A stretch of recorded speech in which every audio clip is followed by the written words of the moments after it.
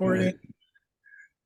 Okay, and I'm going to organize myself.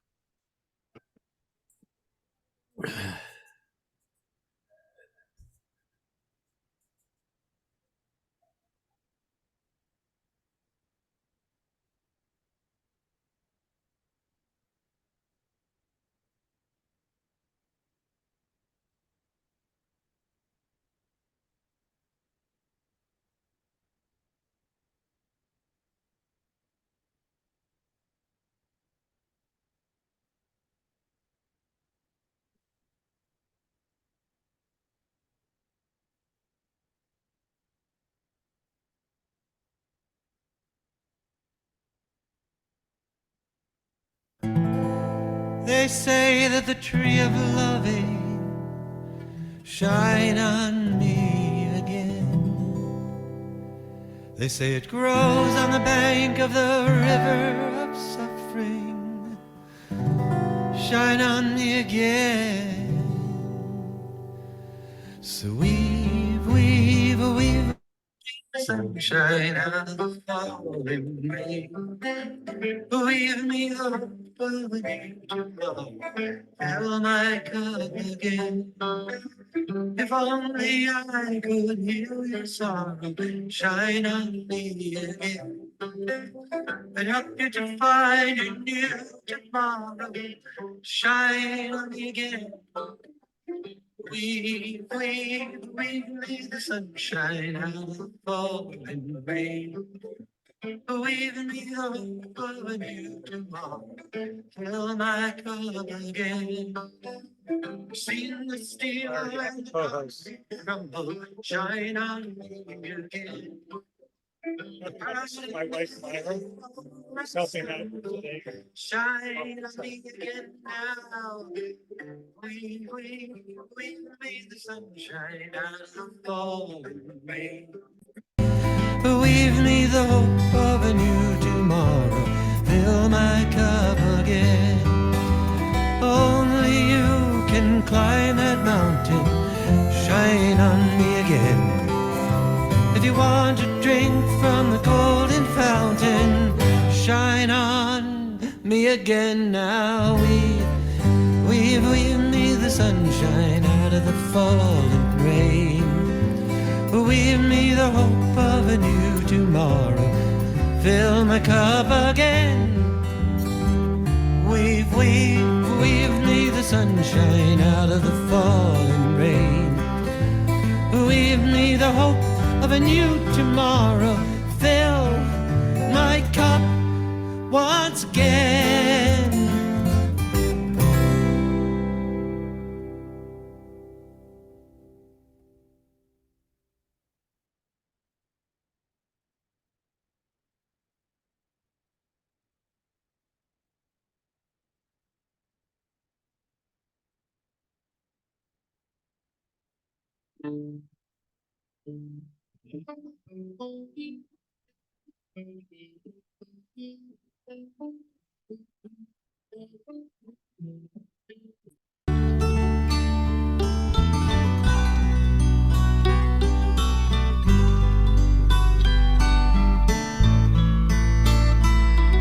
I'm a little boy with glasses, the one they call a geek. A little girl who never smiles, 'cause I got braces on my teeth. And I know how it feels to cry myself to sleep. I'm the kid on every playground, the one that's chosen last. I'm a single teenage mother trying to overcome my past. You don't have to be my friend, but is it too much to ask? Don't laugh at me, don't call me names. Don't get your pleasure from my pain. In God's eyes, we're all the same. Someday we'll all have perfect wings. Don't laugh at me.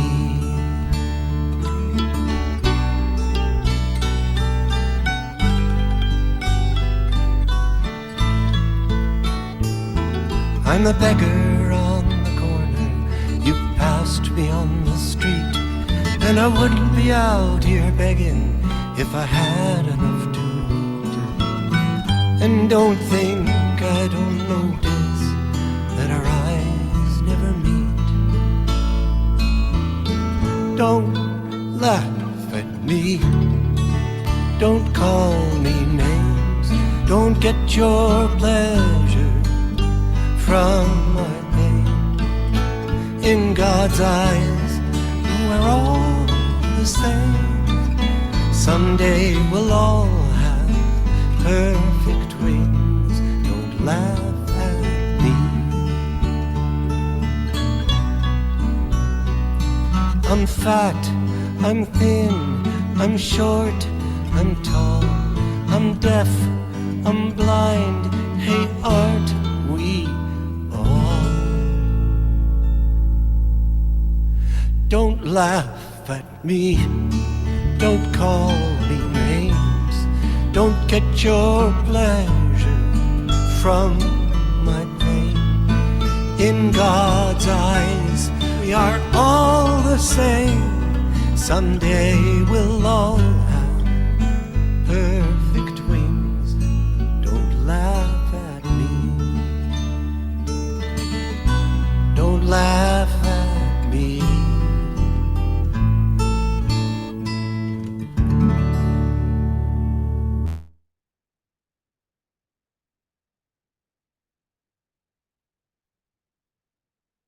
Myra, you are a co-host, so I don't know what's going on. Hi, Stephen, how are you?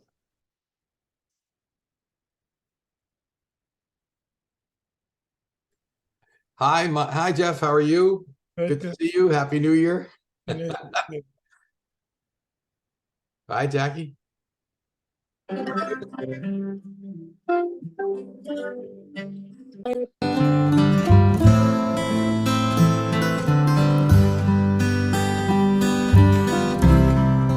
Never give up, no matter the pain and sorrow. Never give up, you'll find your tomorrow. Compassionate heart, it will lead you. Your loving heart, it will free you. To never give up, never give up.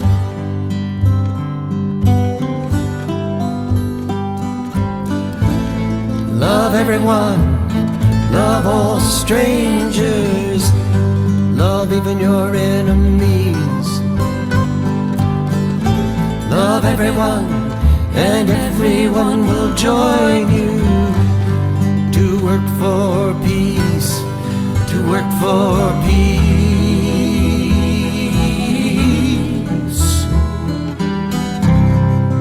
Never give up, no matter the pain and sorrow. Never give up, you'll find your tomorrow. Compassionate heart, it will lead you. Your loving heart, it will free you. To never give up, to never give up.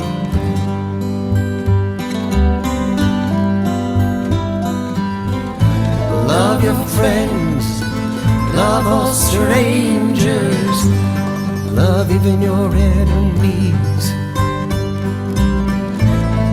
Love everyone, and everyone will join you to work for peace, to work for peace.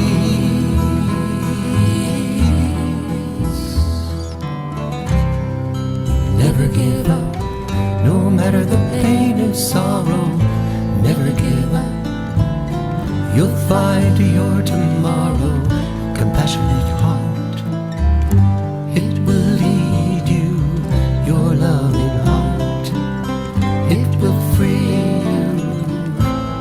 To never give up, to never give up.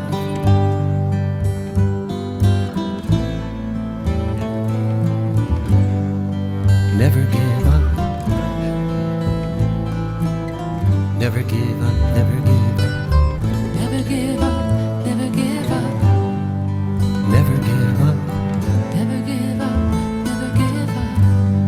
Never give up, never give up. Never give up, never give up. Never give up.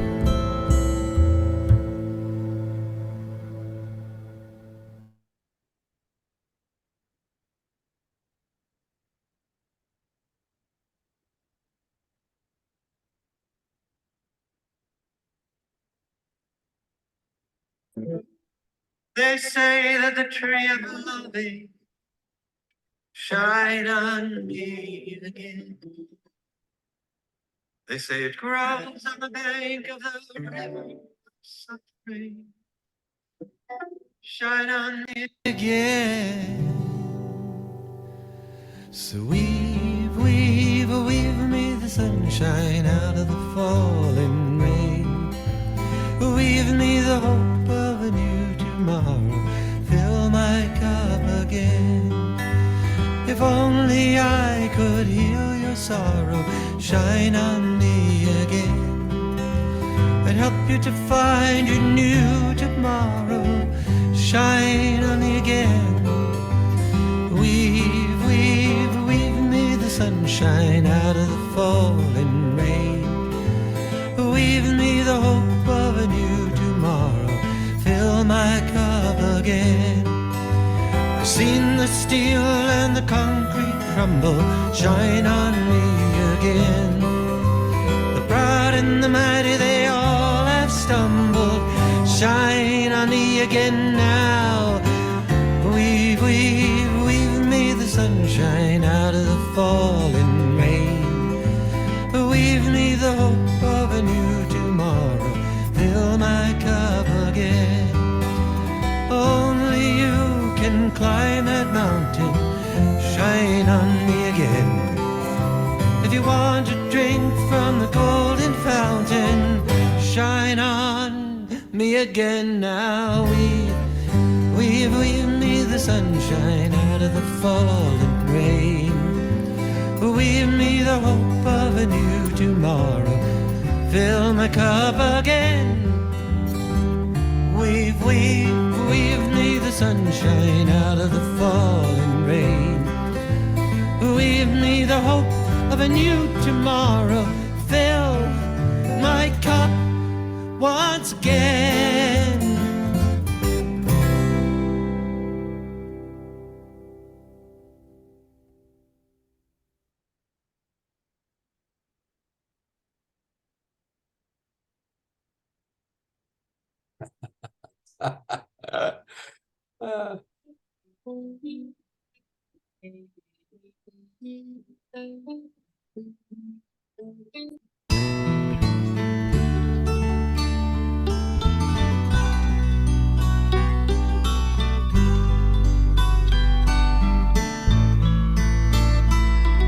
I'm a little boy with glasses, the one they call a geek.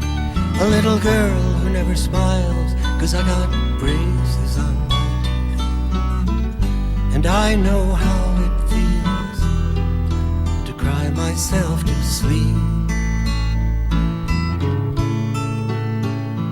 I'm the kid on every playground, the one that's chosen last. I'm a single teenage mother trying to overcome my past. You don't have to be my friend, but is it too much to ask? Don't laugh at me, don't call me names. Don't get your pleasure from my pain. In God's eyes, we're all the same. Someday we'll all have perfect wings. Don't laugh at me.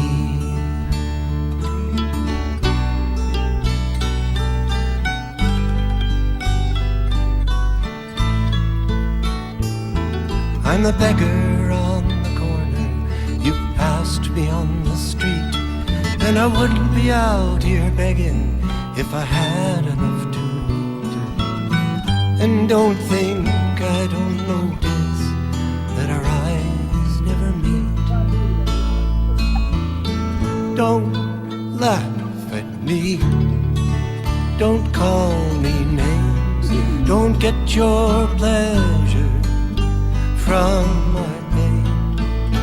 In God's eyes, we're all the same. Someday we'll all have perfect wings. Don't laugh at me. I'm fat, I'm thin, I'm short, I'm tall, I'm deaf, I'm blind. Hey, aren't we all? Don't laugh at me. Don't call me names. Don't get your pleasure from my pain. In God's eyes, we are all the same. Someday we'll all have perfect wings. Don't laugh at me. Don't laugh at me.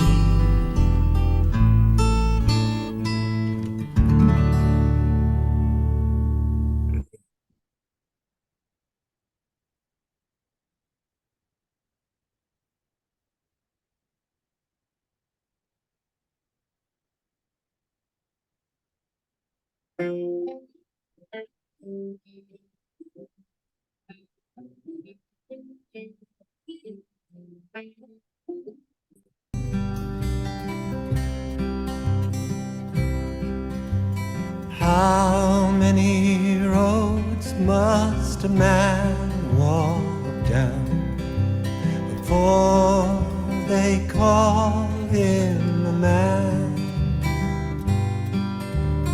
How many seas must a white dove sail before she sleeps in the sand? How many times must the cannonballs fly before they're forever banned? The answer, my friend, is blowing in the wind. The answer is blowing in the wind. How many years can a mountain exist before it is washed to the sea? And how many years can some people exist before they're allowed to be free? How many times can a man turn his head and pretend that he just doesn't see? The answer, my friend, is blowing in the wind. The answer is blowing in the wind. How many times can a man look up before he can see the sky? Yes, and how many ears must one man have before he can hear people cry? And how many deaths will it take till he knows that too many people have died? The answer, my friend, is blowing in the wind. The answer is blowing in the wind. The answer, my friend, is blowing in the wind. The answer is blowing in the wind.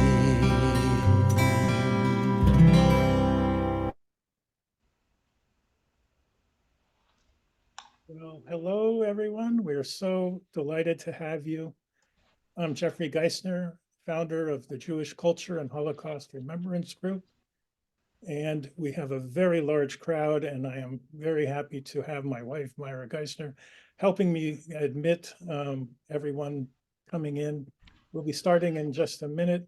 I want to welcome all of my friends who are part of the community, the survivors who I know so well as new friends who are coming to the program for the very first time and being introduced to the Jewish Culture and Holocaust Remembrance Group. I want to also bring you some introductions quickly. And hold on one second. I do that.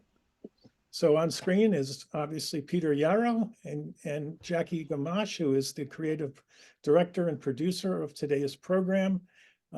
I want to first take a moment of silence for the hostages, for our brothers and sisters in Israel, and for our valuable IDF soldiers who are protecting us and our people of Israel. So let me share my screen and have a moment of silence. Well, several moments of silence, but I'm sure you'll enjoy the music.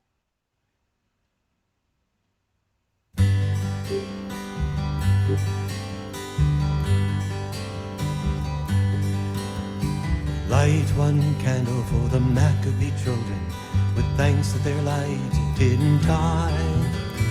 Light one candle for the pain they endured when their right to exist was denied.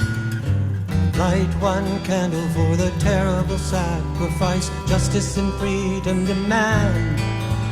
But light one candle for the wisdom to know when the peacemaker's time is at hand. Don't let the light go out, it's lasted for so many years. Don't let the light go out, let it shine through our love and our tears. Light one candle for the strength that we need to never become our own foe. And light one candle for those who are suffering the pain we learned so long ago. Light one candle for all we believe in, let anger not tear us apart. But light one candle to bind us together with peace as the song in our hearts. Don't let the light go out, it's lasted for so many years. Don't let the light go out, let it shine through our love and our tears. What is the memory that's valued so highly that we keep it alive in that flame? What's the commitment to those who have died when we cry out they've not died in vain? We have come this far, always believing that justice will somehow prevail. This is the burden, and this is the promise, and this is why we will not fail. Don't let the light go out, it's lasted for so many years. Don't let the light go out, let it shine through our love and our tears. Don't let the light go out, don't let the light go out, don't let the light go out.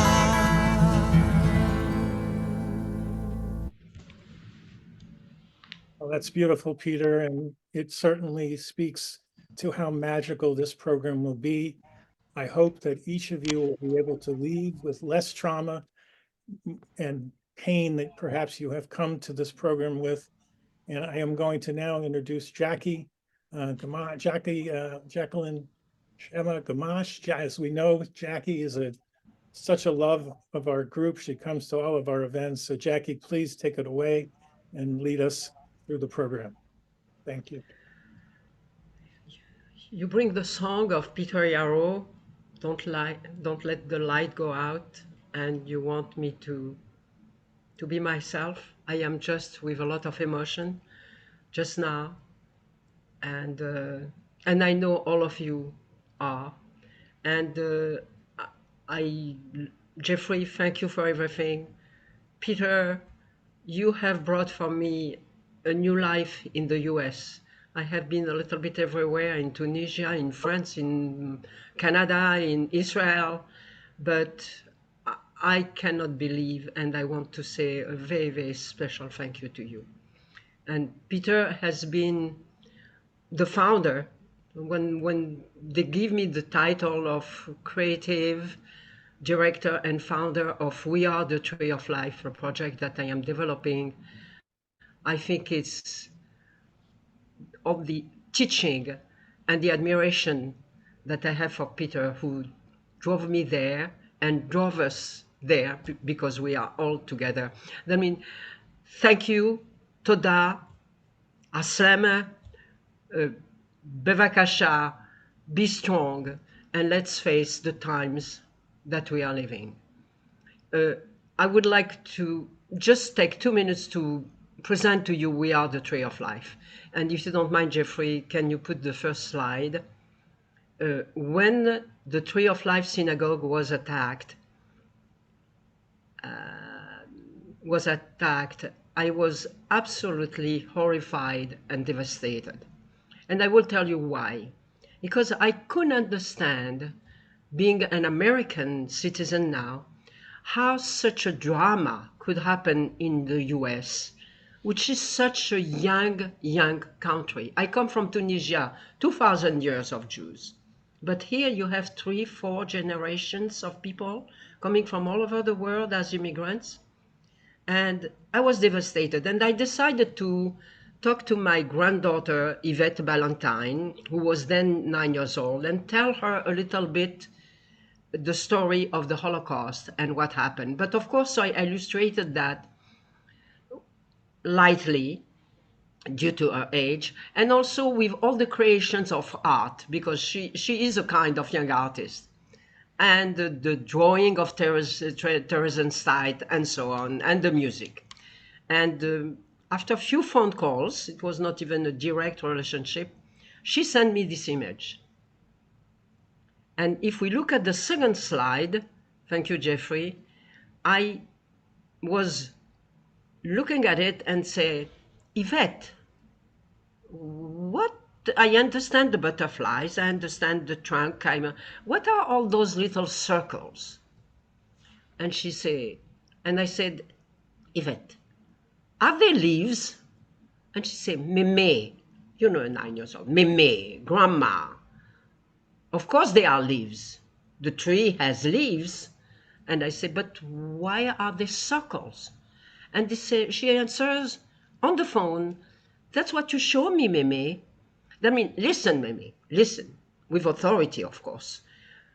When I go to school, I can be hurt by somebody, or I can be unhappy, and I am sad. But I go home, I find back my mom, my dad, my brother, my sister, and I feel better. And I feel I survive, because life, it's like a little circle.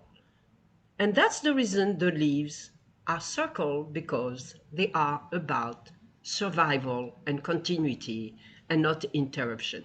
And I think that presentation of my granddaughter, which symbolize really we are the tree of life, and as the third slide, the issue and the presentation by a kid as from generation to generation.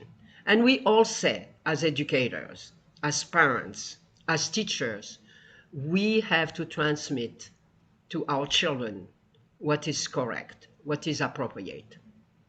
And I got into writing a poem. It's the only and first poem of my life. In those days, music notes were silenced. On this day, music will be heard. In those days, drawings were hidden and invisible. On this day, they will be seen. In those days, literature was voiceless. On this day, life stories, words, and poetry will be proclaimed. And I have to say that all this thinking came from a number of people, and one of them is here also today, Clint, who produced the movie, Peter, and many others that you will see in the movie. And I don't know how to say thank you. I even don't know if I have to say thank you. I love to tell Peter, Peter, I love you.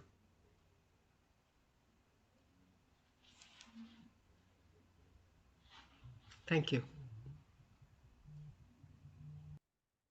Now, would give a chance to Peter to share with us his approach and his music. Toda, Peter.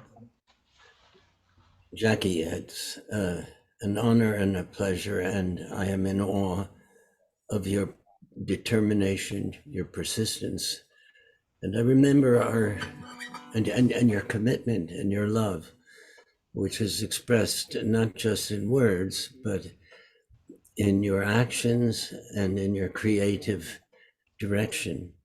And I remember the initial conversations that we had when you were beginning to conceive of what the tree of life would be.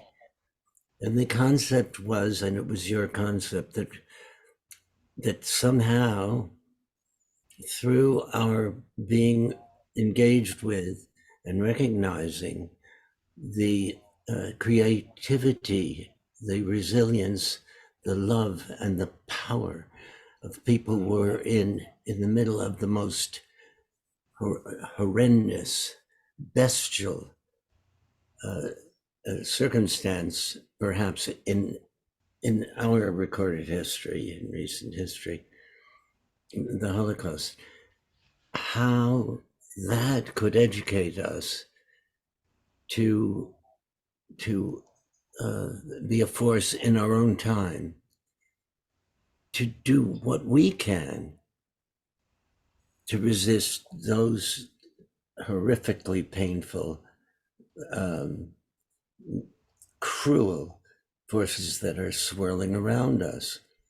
The forces that may not be in any way comparable to what occurred in the Holocaust. It was when we were talking about it, they were not unleashed in the sense they are now, but we were talking about what we could do, and we agreed that when people saw what creative people did in those circumstances, so that they said, I will not be annihilated. My spirit will not be annihilated.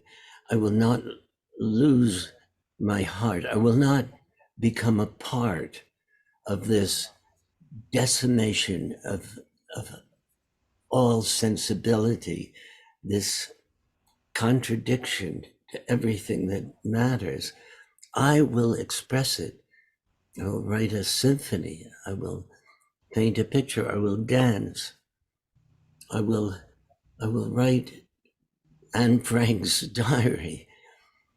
And that, we agreed, was an example, and also in itself living in the zone of what tikkun olam is.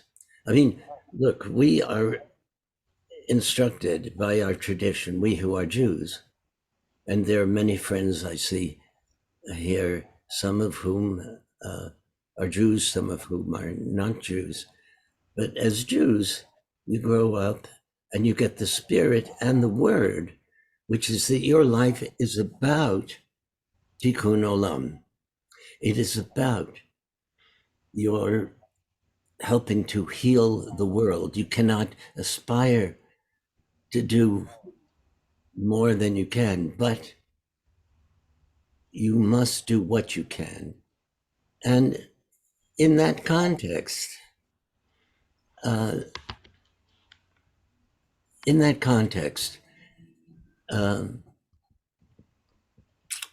I've said to you several things.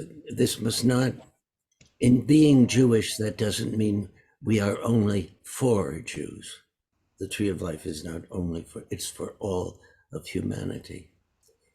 We are healing not just the suffering of Jews.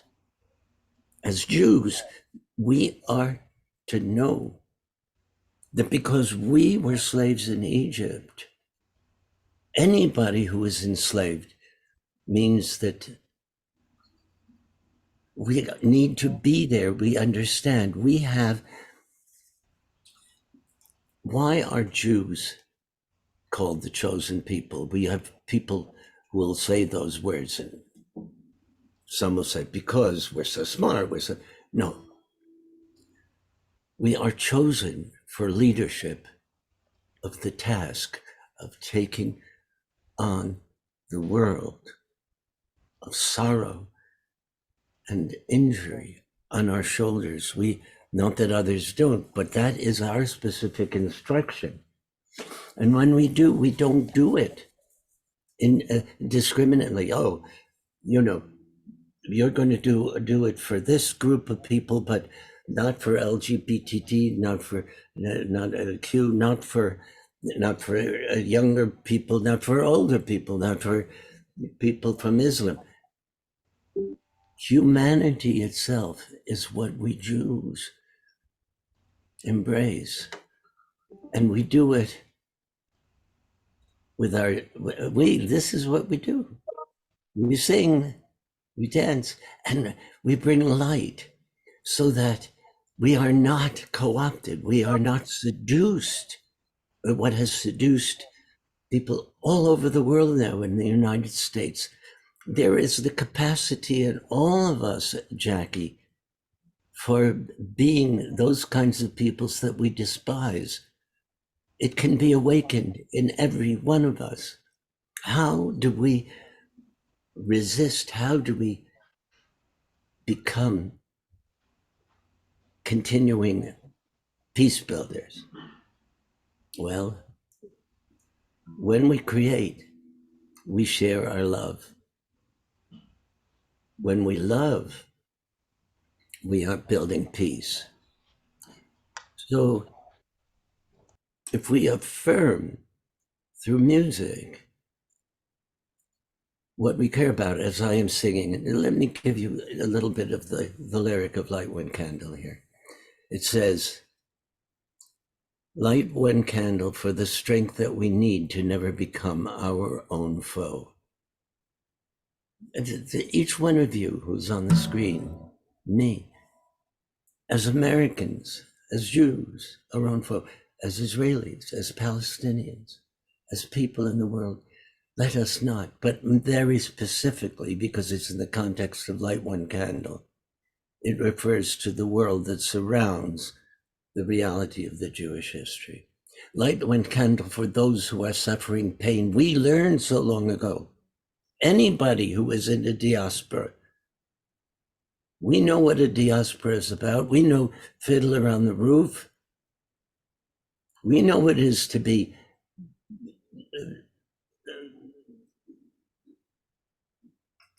to have a pogrom, to be isolated, to be anybody. That's who we are. We understand. Light one candle for all we believe in. Let anger not tear us apart. Okay, that's anger in America, the polarization, everything, but it's also anger, hatred for those who have hurt us. No, we hate the act, but somehow there's the impulse within us to respect the fact that each person is a divine, in some way, creature. And when we do that, we serve. We serve, and we are closest to the light, to what is essential and divine within ourselves. And we are joyous, and we will not be vanquished, will not be eradicated, because we have that. So our task today is to talk about resilience, survival, and maintaining our commitment to tikkun olam. To me, that is being Jewish. To me, that has been with Peter, Paul, and Mary. No, let me give you a moment. We'll share of Peter, Paul, and Mary, and I'll ask you all to do the same. We're going to sing a Peter, Paul, and Mary song, but we're going to do it in a peculiar way. After I sing the first verse and chorus, you're going to unmute and sing along. Yes, you will be out of sync. Yes, you will be singing flat and sharp. But you know something? We will be not talking about healing. We will do a little bit of acquiring the vulnerability and love that allows us to carry on. So rather than talk about it, let's just do a little bit of it. It was written by Pete Seeger.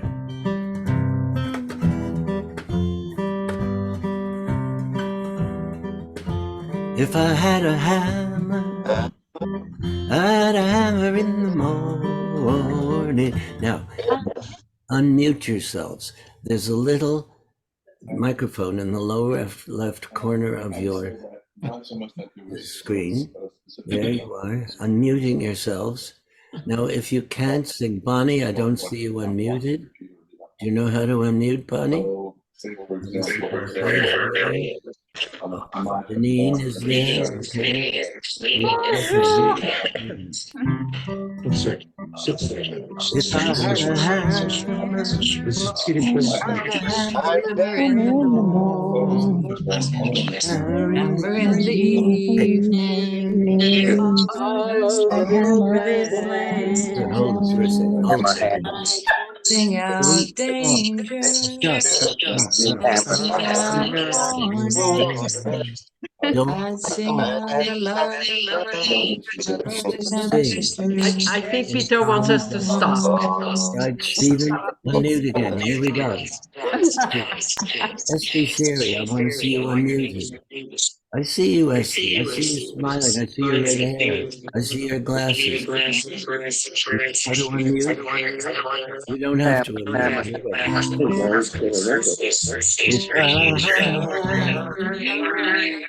I'd have a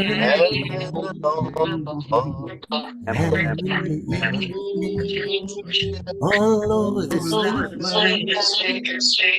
A hammer of danger, a hammer out of warning, a hammer out of love, the brothers and sisters all over this land. Hammer. Land. If I had a bell, I'd ring it in the morning, it in the evening, all over this land. Ring it out, church, ring it out a warning. I'd ring out love between the brothers and sisters all over this. And now with your hands back and forth, your hands back and forth, and forth. If I had a song, I'd sing it in the morning, sing it in the evening, all over this land. I'd sing it out of danger, sing it out of war. I'd sing it out of love. Hands up. All this land. Well, I've got a hammer, and I've got a bell, and I've got a song to sing all over this land. It's the hammer of justice. It's the bell of freedom. The brothers and the sisters.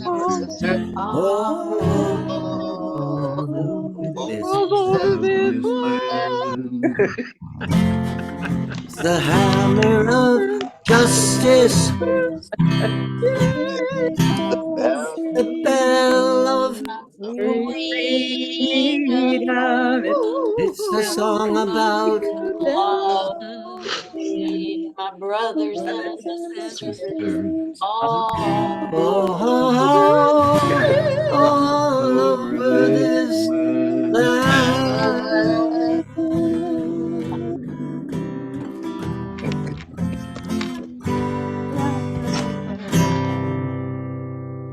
Yes, I see you. I feel you. We are connected now. This is what music. This is what it did at the March on Washington in 1963, when Peter, Paul, and Mary sang that.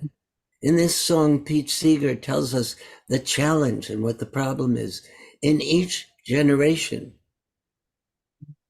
we have to preserve liberty and justice. It's a fight. We cannot presume in any generation that it's not going to be the formidable task. We cannot say it's a done deal. We cannot see women have a right to make determinations of their own bodies. We can't take this for granted. We cannot take for granted any of the liberties and freedoms. That's what Pete Seeger, we have to hammer out danger, hammer out a warning that if we don't persist in our commitment to guarding, and how do we guard it? With tikkun olam. But then Pete Seeger gives us the answer of the building block of success. The love between our brothers and our sisters, between us.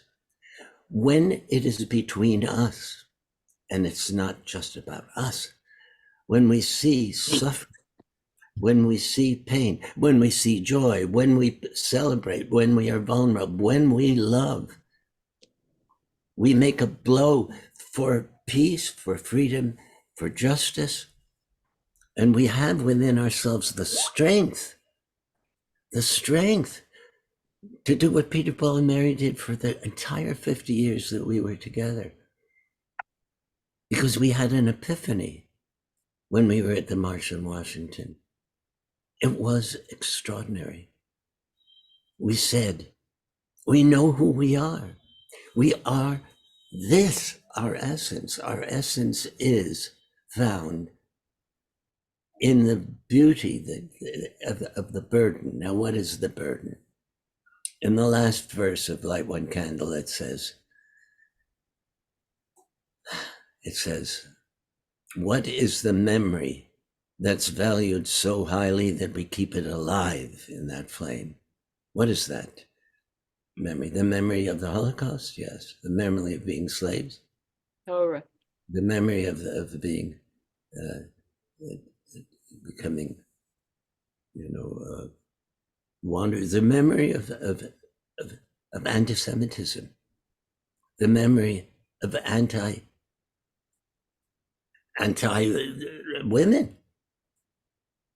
of anti people with disabilities, anti-humanity. What is the memory? But for us, it's very specific. For us as Jews, we have that memory, and it says, what is the memory valued so highly that we keep it alive? What's commitment to those who have died when we cry out they've not died in vain? How do we dignify ourselves and the struggle and the survivors children and those who are survivors, not just survivors in the Holocaust, but survivors of the extrapolation of what that means. And then it says in Light One Candle, and this defines me as a Jew to myself, we have come this far always believing that justice will somehow prevail. This is the burden This is the promise. And this is why we will not fail. We have said, if we embrace justice, well, somehow, is that a burden? Why is it a burden? Because as Jews, as people who embrace this premise, Jewish or not, what we are saying is we will not return an eye for an eye, a tooth for a tooth. We will not become those people who have visited this horror on us and on others. However hard it is, we won't do that. And that's the task now. And it's very hard. Very hard. It is a burden. When somebody injures you terribly, there is that if you want to be in the army, they have to teach you how to kill. They have to teach you to hate. We have to do the opposite. We can despise the act, but we burden ourselves with the hatred and the hatred projected on others. We are not peace builders. We are the inverse. And that's what I learned. And that's what we learn from the tree of life, because we see the people who have survived, who have not survived, but written, but sung, and said just what we did in If I Had a Hammer. So for the last couple of minutes, I want to sing a few times, very softly with you, the chorus of Blowing in the Wind. And in that, remember that we are still here. A lot of us are people of some age. And we are the people who possess a memory of a time of great, great hopefulness, great authority of enthusiasm, great dedication to justice, peace, not dedication to material things, not dedication to the power to injure, not the power to crush somebody else, but the power to find fairness and equity. We inherit that. We have to remind ourselves that that's who we are. So let's do that with a little bit of Blowing in the Wind. With me, unmute. Mark Weiss, unmute. And Myra Geisner, do you know how to unmute your microphone? Linda Lantieri, I love you, but you have to unmute too. And Evelyn Lipson, and Mark, here we are. All unmuted, sing with me. If I had a The hammer, answer, my friend, It seems blowing Blowing in in the the wind. wind, hammer, The the answer answer is is blowing in blowing the in the wind. wind. How many years in a mountain before it is washed to the sea of ignorance, a hatred of stupidity? How many years some people exist before they're allowed to be free? March on Washington when a 250,000, most of them black and brown, how many years can some people exist? And when we had that moment of silence, Too much feedback to those those. people who are suffering, our brothers and sisters, because of in Israel, we do not trust those who are suffering. Whatever happens in this conflict, we do not lose our compassion and love for one another. We do not lose the capacity to be peace builders and know that we all have the right to the dignity and respect for our existence. And we can love. When we do that, as the Dalai Lama says, he says in his song, which was playing, he said, love everyone, love all strangers, love even your enemy. How can you do that? Love everyone and everyone will join you to work for peace. He tells us. That's what we're here to do. And what inspires us? The survivors, the non-survivors, the sons, the daughters. Because they did it in the most difficult of times, when they could have been consumed so much with hatred that they could not have written a note, painted a picture, or wrote a poem. How many deaths will it take till we know that too many people have died? With me, the answer, my friend. Sir, my friend, is blowing in. You have to unmute, Susan. Oh, Eric, you have to unmute. I don't hear you. Jean, Bracha, Deborah Taubman, Faith, unmute. I want to hear you. Why don't you? Unmute. Right, now with me. Mark Weiss, you're not unmuted. Evelyn Lipson, here you go. Together. Yeah. It's blowing.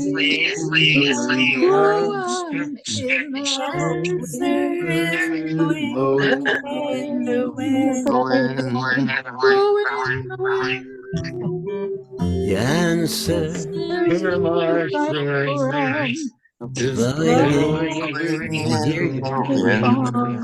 feel you. Hug me, give me a big hug. Give me a big hug. Let me see your big hug. Reach out your hand to the next person. Zelda, I'm reaching out my hand. Give me a big hug. Cross your arms in front of you and give me a big hug. Give each other a big hug. Yay! We are together. We're alive. We are together. We are still here. Our goodness is not extinguished. Our capacity to love. And we can still be people of all sorts, but as Jews, we are here to heal. And that is the beauty and dignity of life exemplified. Okay, the tree of life it is. And with great honor, we remember. Can I have this back? You remember together. Thank you, Peter. Thank you, Peter. Thank you. Jeffrey, may I ask you to mute everybody? Peter, we'll see Peter again after the screening of the movie. He will be here for question and answers. I took some notes when he was talking. That means there are some new ideas if it happens with you, any of you. And if you have a direction, a thought, please share it with us through Jeffrey or through email. We will really appreciate. And if I may now go back for 1 second about from generation to generation. I explained to you how my granddaughter was involved with that, but my daughter, Yael, was also involved with that. She knew I was developing this project and thinking about it, and she has a very, very close friend, Clint Burkett. And Clint was an admirable man, producer, award winner in film productions, spent an hour and a half with me on the phone. And I was explaining to him what I was doing. And his conclusion was, I am going to make a movie for you. I say, what do you mean, Clint? He said, I am making a movie for We Are the Tree of Life. Clint, are you there? I'm here. Thank you, Clint. And Clint is incredible. Well, Incredible. I'm just a Your man. turn. Well, basically, Jackie called me up. Her daughter is an amazing singer-songwriter, and her and Vladimir, they actually are in the film, and they are some of the kind of like an overture for the film. But anyway, Jackie called me up, asked me if I wanted to help her out on this project when she said that it had to do with the Holocaust and music and art. So it was a different approach to telling the story of the Holocaust and the story of survival. And so I decided that I would help her. She created it, and she started sending me PowerPoints, and then I put down a timeline in my editing studio, and we just started going after each story individually. People jumped on board. Lynn Kibo was also very instrumental in helping us get this going. And so we went to, it was during COVID, so we had to mask up if we went to a house, like we went to Eileen Wingard and her friend, the pianist, I forgot her name, that was playing. They did a salon, and we did a story about them. And then so basically it's Jackie's idea that I turned into, it was going to be, it's a learning tool of sorts. But now it's a documentary, and I'm honored that I could bring it to you. And I thank you, Jeffrey, for doing this. Can we remove the videos? That will help. Pardon me? Just turn off all videos. You don't need to, Jackie. Don't worry about it. I have it controlled. Jeffrey's got it all under control, Jackie. And so anyway, what else can I say? I'm honored to be here, and I'm fortunate to be able to help tell this story. I'm not Jewish, but I did grow up in a Jewish neighborhood, and so I understand some things that maybe other people wouldn't. But one of my neighbors was in Auschwitz and escaped, so that kind of was a powerful thing that happened in my childhood when I realized about that. But anyhow, after the film was done, then I was fortunate to meet Alan Markowitz, and Alan has been so helpful to Jackie since then, helping her hone the marketing message and promote the film, and just a really great guy. He's a filmmaker as well. He does virtual reality films and IMAX films and things like that. I don't know if he's here, but we love you, Alan, and thank you, Peter. That was wonderful what you did there, and it had us all laughing, and I'm just happy to be here, and thank you. Okay, Jackie, we'll get started with the film is that okay? Jackie? Jackie? Unmute yourself, Jackie. I don't see her. Where'd she Maybe we go? lost her. So I'm going to begin the film. I don't see her. Okay, Jackie will come back if she's online. So hold on a second while I share the screen. We'll get started.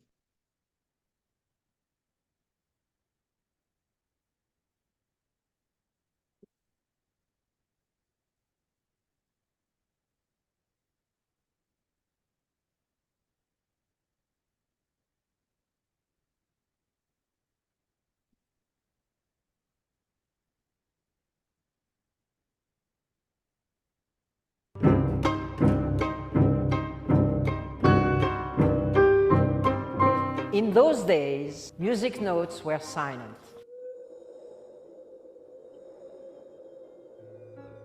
On this day, the music will be heard. There is a place that is marked in the music that I've never seen in music before, tumultuoso. Enorme dose di adrenalina con il quale si può sopravvivere a situazioni di disagio, situazioni tragiche, penose.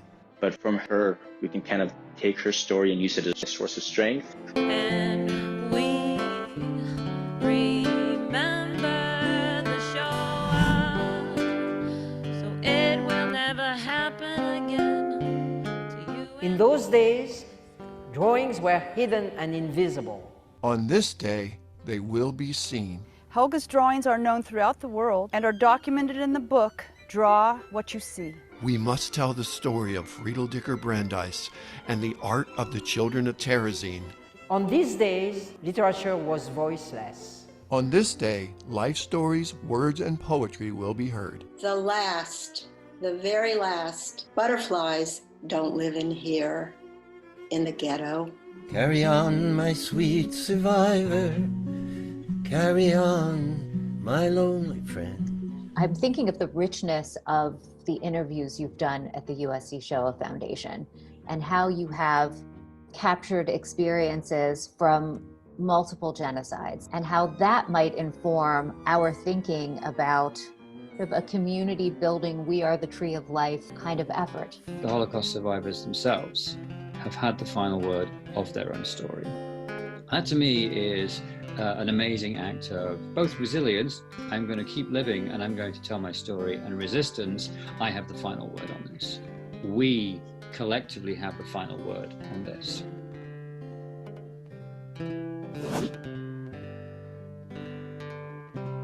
and me, we are the tree of life.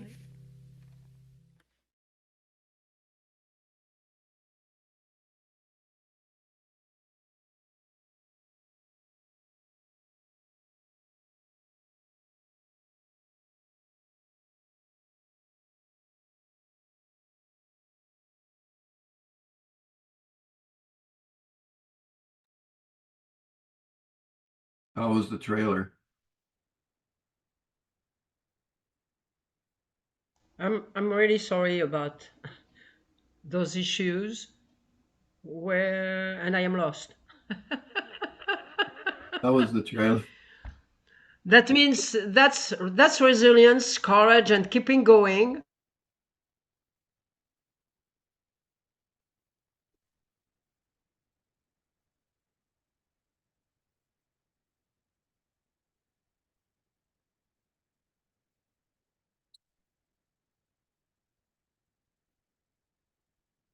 No, that wasn't the documentary. That was the trailer.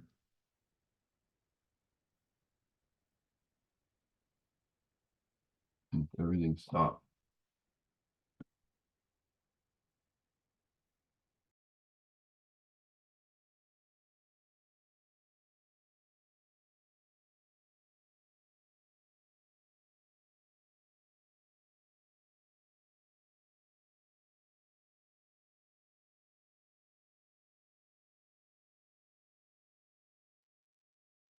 My two guys, Jeffrey and Clint, what do we do? Do we go to the movie? I don't understand all those cuts, but I don't know how to solve them.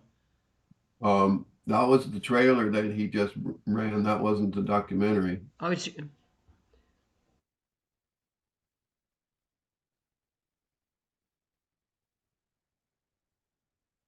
I think everybody needs to stop their video. Jackie, we have to show the documentary now. Can you hear me? Jackie? I wonder if I can do it from here. Is that something you can do? Frozen. I believe Jeff is getting that up. There was a question about how long the documentary will last. Do you know? 72 minutes. It's Okay. 72 minutes. Thank you. Uh-huh. Thank you. There it is. Is that it? I would like to suggest that we turn off all the videos. Yes. Everyone turn off your video. I'm sorry? Everyone turn off your video. I decided to educate my granddaughter, Yvette, 11 years old, on the Holocaust. At our last phone conversation, Yvette presented me with the tree. The idea was born, bringing back the performing arts, music, poetry, dance, literature, drawings, visual arts created by inmates in concentration camp and in ghettos during World War II. Their talents, their works, are today the message of their survival. In those days, music notes were silent. On this day, the music will be heard. So carry on, my sweet survivor. Carry on, my lonely friend. In those days, drawings were hidden and invisible. On this day, they will be seen. In those days, literature was voiceless. On this day, life stories, words, and poetry will be heard. I am the tree of life. You are the tree of life. We are the tree of life.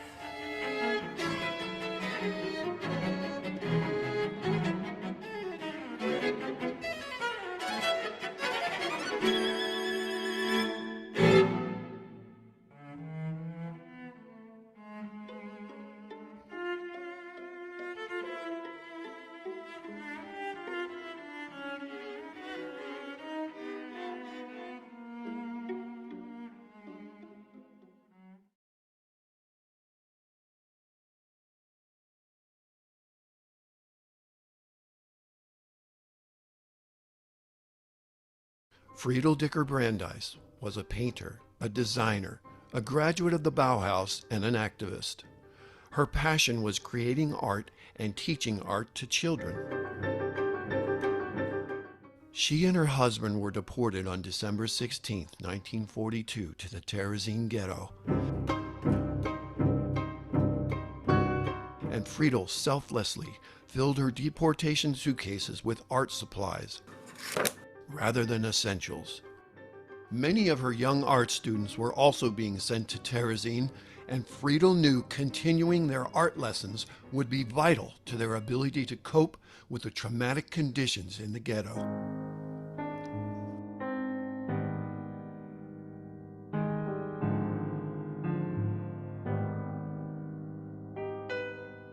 While in Terezin, Friedel continued to teach and create art.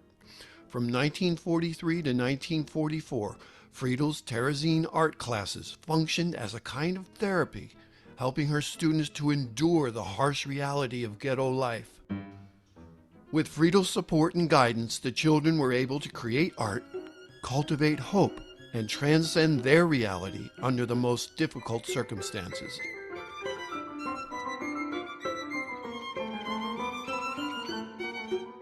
Before being deported from Terezin to Auschwitz, Friedel filled 2 suitcases with the children's drawings and hid them in one of the dormitories at Terezin.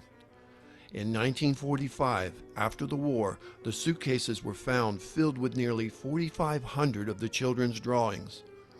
The Jewish Museum in Prague holds them on permanent exhibition in the Pinkas Synagogue. The synagogue is now a memorial to the nearly 80,000 Jewish victims of the Holocaust from the Czech lands.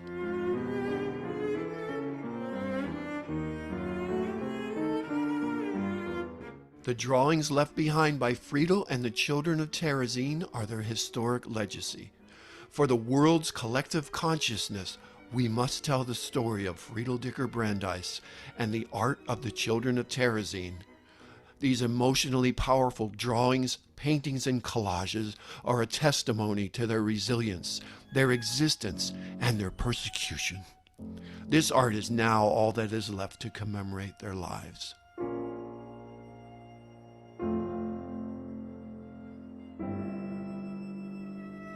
In the autumn of 1944, Friedel and most of her young students were deported east, where nearly all of them perished in the gas chambers of Auschwitz.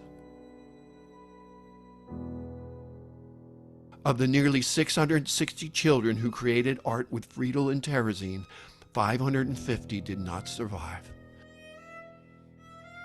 Friedel was murdered in Auschwitz on October 9, 1944.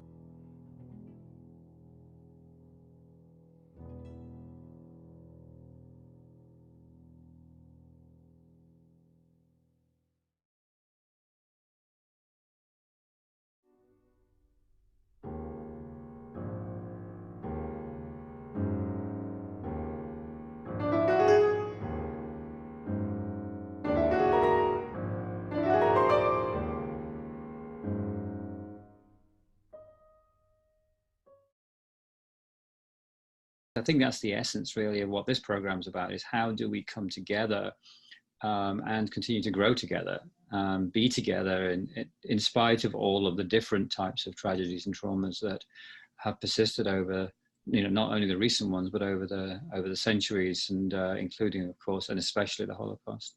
Oh, it really is, even in learning how people cope with trauma. What I was thinking is that now I have this opportunity to talk to you, and I'm thinking of the richness of the interviews you've done at the USC Shoah Foundation, and how you have captured experiences from multiple genocides, and how that might inform our thinking about sort of a community building, we are the tree of life kind of effort.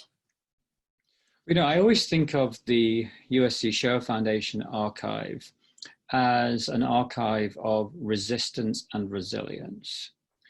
The first thing is that people are only speaking in our archive because they survived. And the intent of the Nazi regime was to wipe out every single Jewish man, woman, and child, as defined in the final solution at Wannsee in 1942, and to ensure that not only were they murdered, but every last vestige of their existence would be removed and would be wiped out.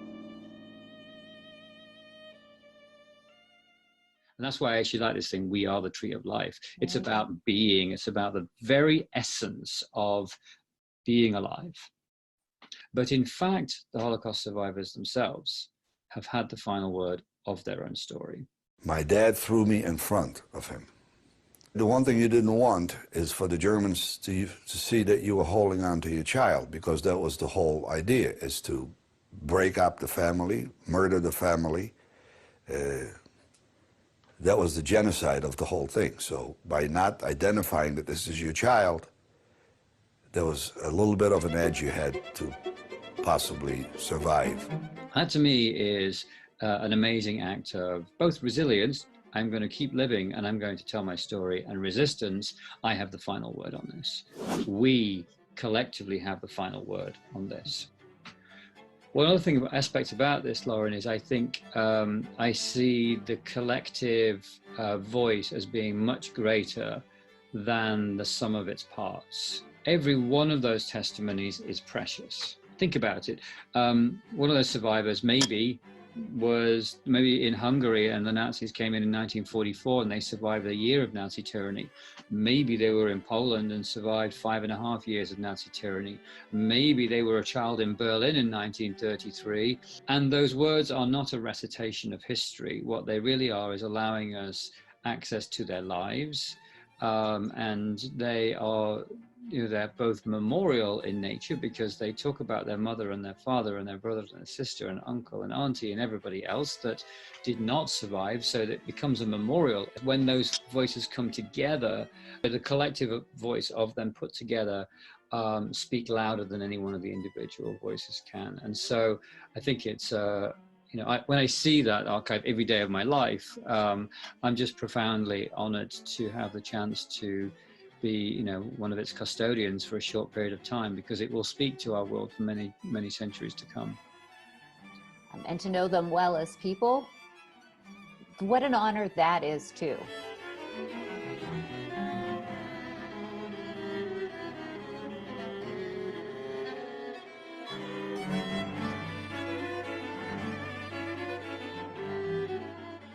I mean, to know Holocaust survivors in all of their complexity as people, so that they're so much more than that experience. You know, they become friends, they become family.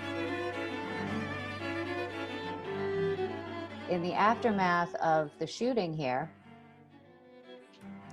I was calling survivors right away, of course. And some of them were distraught, and others saw this as, you know, along the continuum.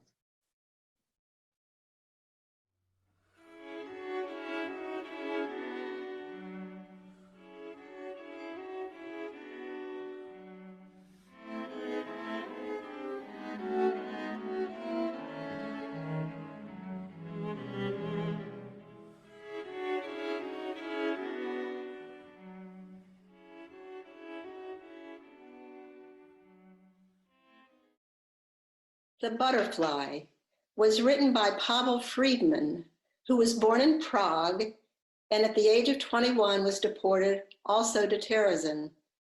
While there, he wrote the poem, The Butterfly, on a piece of thin copy paper, and at the top dated June 4th, 1942.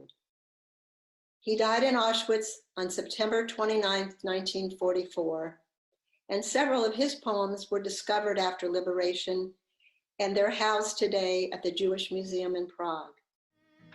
The last, the very last, so richly, brightly, dazzling yellow. Perhaps if the sun's tears would sing against a white stone. Such a yellow is carried lightly way up high. It went away, unsure, because it wished to kiss the world goodbye. For 7 weeks I've lived in here, penned up inside this ghetto. But I've found my new people here. The dandelions call to me, and the white chestnut candles in the court. Only I never saw another butterfly. That butterfly was the last one. Butterflies don't live in here, in the ghetto. Hi, my name is Lynn Kibo, and we are the Tree of Life. Helga Weissova is a Terezin survivor. As a child, she created over 100 drawings detailing her experience in Terezin. Helga's drawings are known throughout the world and are documented in the book, Draw What You See. On December 10th, 1941, Helga Weissova, age 12, and her parents were taken from their Prague home and deported to Terezin. Shortly after being separated from her parents at arrival, Helga, an avid artist, managed to smuggle one of her drawings to her beloved father, Otto Weiss, in the men's barracks at Terezin. Draw what you see, was her father's response. And so, from 1942 to 1944, Helga Weissova drew everyday life at Terezin.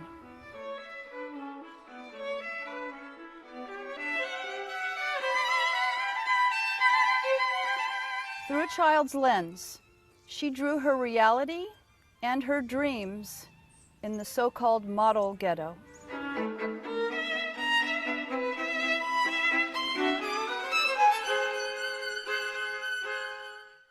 Upon deportation to Auschwitz in 1944, Helga left her drawings with her uncle in Terezin, who hid them and so saved them. Helga was liberated on May 5th, 1945. She lives in her family's apartment in Prague, from which they were taken in 1941.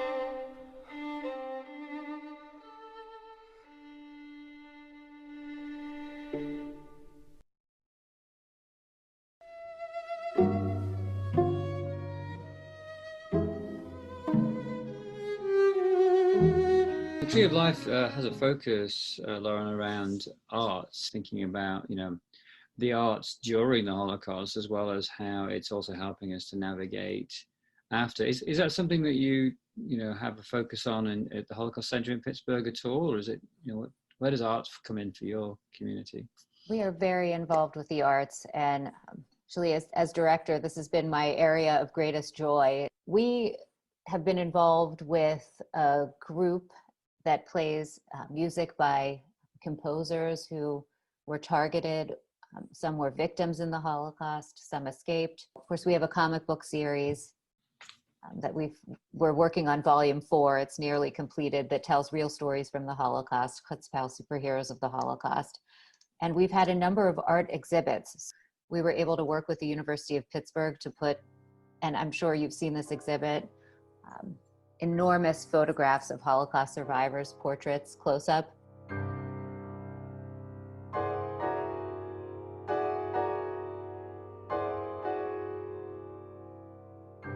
We put them all over an outdoor space at the University of Pittsburgh, and that was really an incredible moment. Simultaneously, we had a photography exhibit that juxtaposed photographs that had to do with the Tree of Life, Holocaust photographs, and photographs from protests. So Black Lives Matter protests, Say Her Name protests, with really limited captioning. So when groups came, students, people from the community had a chance to reflect on photographs that were really significant and meaningful to them.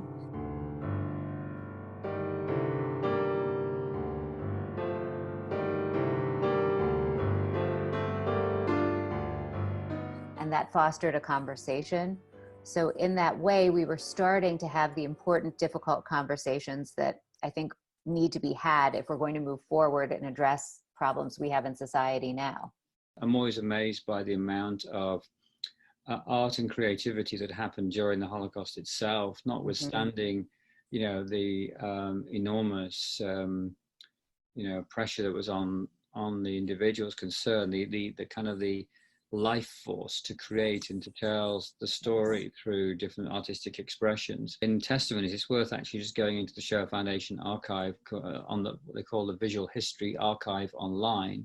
Anybody can go on there and just search under art, for example, and there'll be thousands of art pieces and artistic stories about art and music and literature that come up through the testimonies, and particularly poems and literature and songs and so forth that take them back, the survivors back into this time and remember these remarkable reflections.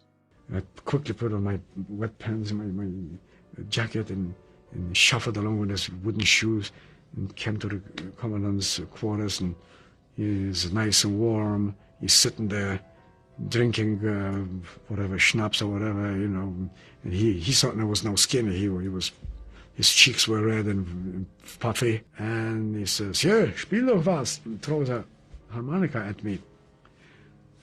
And I caught it, and I shouldn't have asked him, was soll sein, Herr Lagerälteste? Was soll es sein? What should it be? What do you wish? And he said, "Spiel was for Schubert." So how am I going to tell him, no, let's play something else? You don't say no to him. So I started to play that's Schubert's 20th, the Serenades.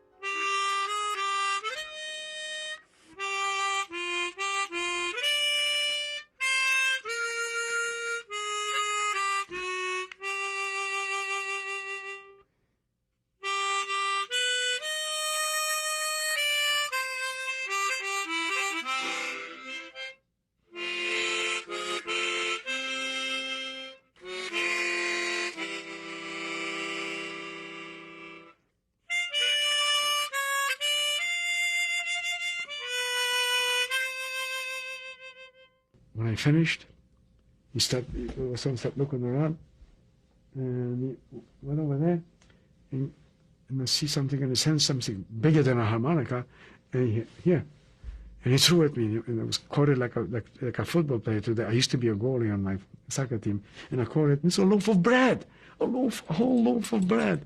And the poor face of my dad came to my mind, and I said, "Oh, Dad, why are you now? I wish you were here. I have a loaf of bread I could share with you." That single piece is responsible for my survival.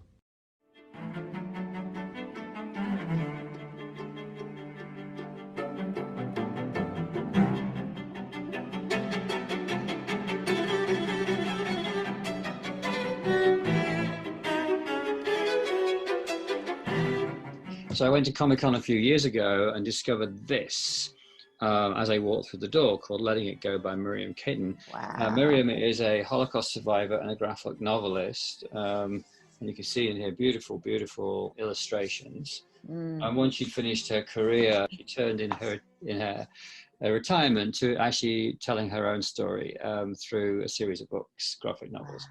So she will be somebody definitely to get in touch with and bring to your center, because in a sense, this is her testimony. Another exhibit that we just did at USC Shoah Foundation called Facing Survival.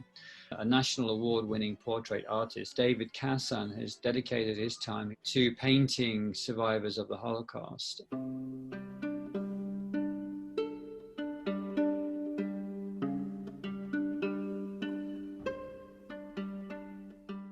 We did an art exhibition with him, and I've just got here hanging on my wall here sort of an early drawing. This here is an image of, I think it's 11 or 12 Holocaust survivors who went through Auschwitz, who live in LA today. It was displayed at USC as part of Facing Survival with these individuals life-size in huge galleries.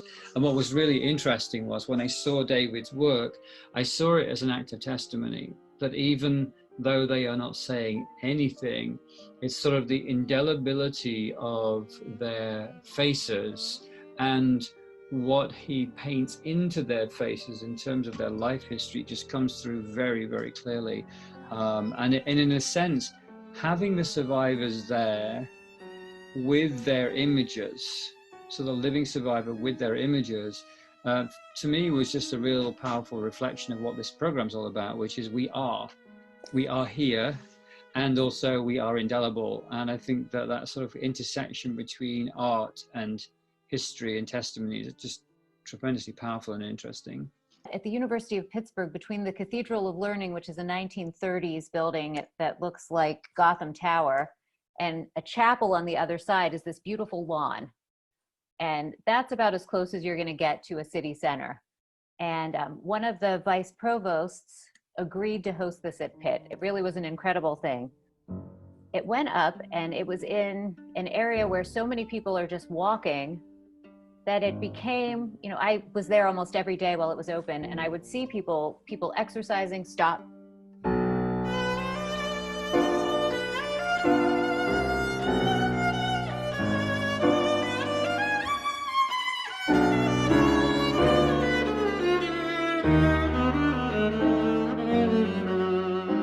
There's a painter in Pittsburgh, Adam Mayroth is his name, and he went almost every day to watch people looking at the exhibit, and then he painted them.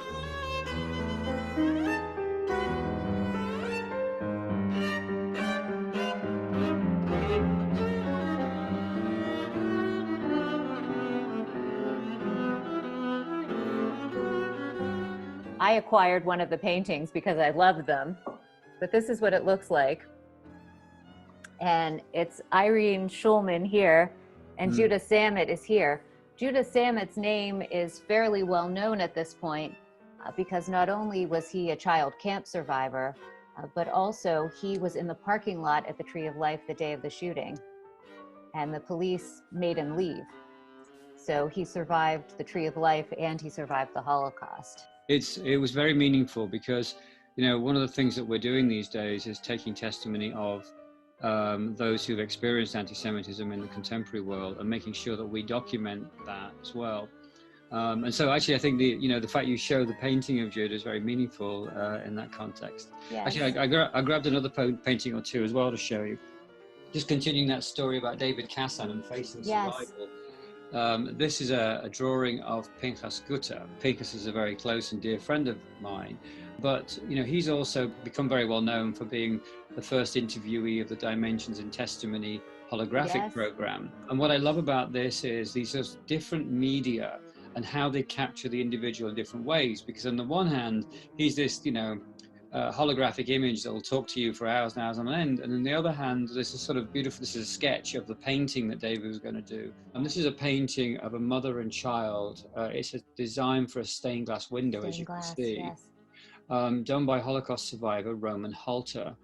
And Roman was a very dear friend of mine living in the UK, but a beautiful piece of just deep reflection on the relationship between a mother and a child. And I suspect, you know, depicts his own family, his own mother and his own siblings. One thing we're finding while we're all digital is that distances collapse, don't they? Like we can do this so easily and we could be next to each other instead of on opposite sides of the country. And it has come, I mean, with a lot of sadness and terrible hardship for many people. It's been a time of opportunity for organizations that are committed to Holocaust education and to preserving the memory because the space collapses. And we can do a lot more together. It kind of brings us full circle back to we are the tree of life, because actually Yes. it's sort of the we are, it's being together. And I think being together is what gives us the growth and gives us the chance to actually flourish in these times.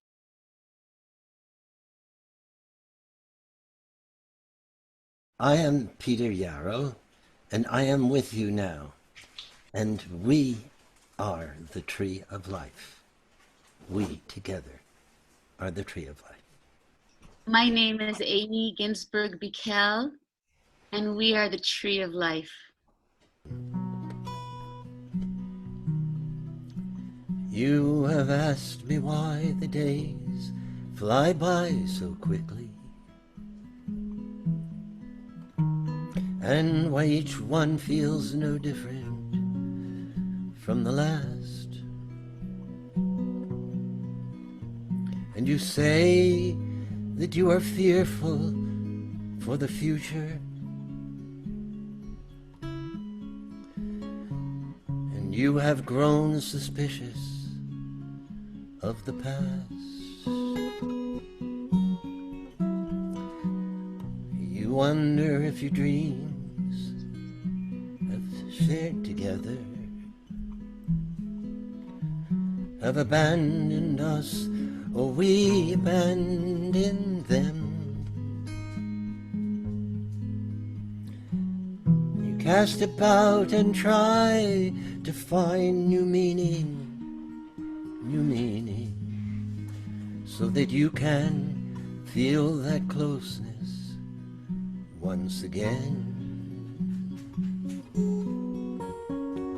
Carry on, my sweet survivor, carry on, my lonely friend. Don't you give up your dream, Amy, you and I shall not give up our dream.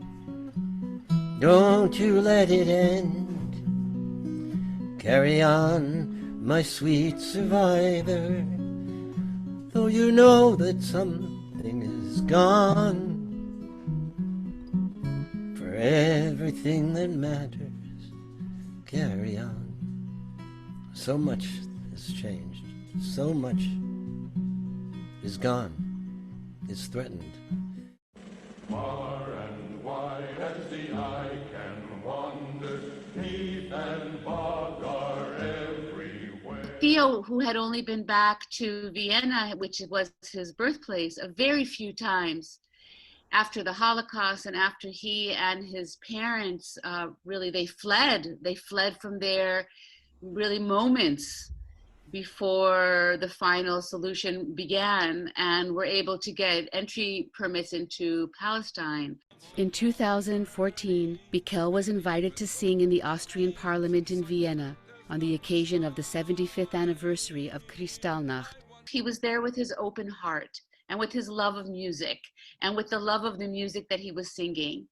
And this acted to transform the feeling in the room. And you saw people going from being very stiff and nervous to slowly relaxing, tapping their fingers on the table, kind of swaying with the music. In meine Kinderjahr, Punkt wie a Chole, wird mir alles klar. Wie seht euch dort Stiebale, was hat geglanzt, und das Beimale, was ich hab es gepflanzt. In the presence of all of Austria's top dignitaries, Bikel spoke of having become a refugee and remaining one in some way for the rest of his life. I thank you for choosing to honor my people in this way, he said to them, and I would like to point out the great symbolic significance of this event, for the mass murderers are gone, and I'm still here, singing my songs of peace and freedom. Music, in some way, allowed him, as opposed to his just speaking. It was in the fact of the expression of the music that you said that hit them viscerally and in the heart as opposed to in the head. What I'm inferring from this, the connection between the intention of goodness and embrace and the ability to share it in a musical form had a transformational effect.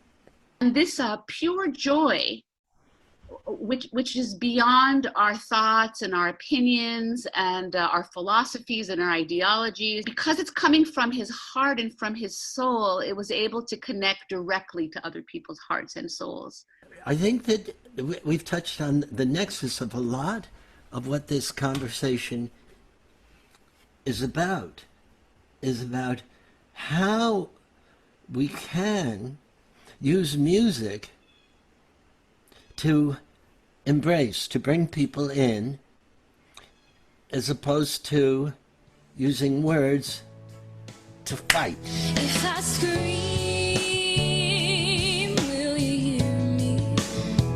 If I can't breathe, will you help me? We will, right now, we will help you.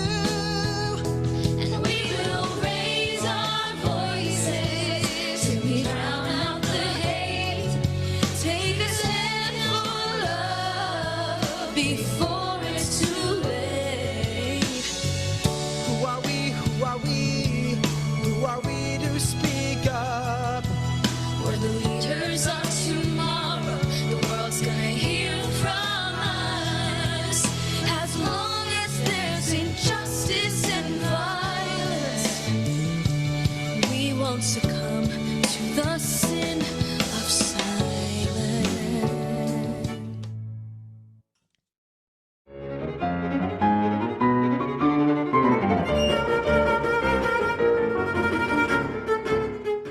I'm Vincent Brooke, and I'm a branch on the Tree of Life. My parents were born in Magdeburg, Germany, which is about 100 miles or more from Berlin. When my father was 11 and my mother was 9, they were in the same class together. They were childhood sweethearts, but they didn't really get together until my father moved to Berlin to study law, and eventually my mother came to Berlin and got married soon thereafter, in 1931. Then when Hitler took power, my mother had a job, a pretty good job, teaching gymnastics and drawing. So my father then, due to his commitment to Zionism and Palestine, he began volunteering to work for Hechalutz, which means the pioneer in Hebrew. It was the first major Zionist organization devoted to recruiting people and encouraging people to come to Palestine to establish a new Jewish land, country. The British, who controlled Palestine at the time, provided visas for couples more than they did to individuals.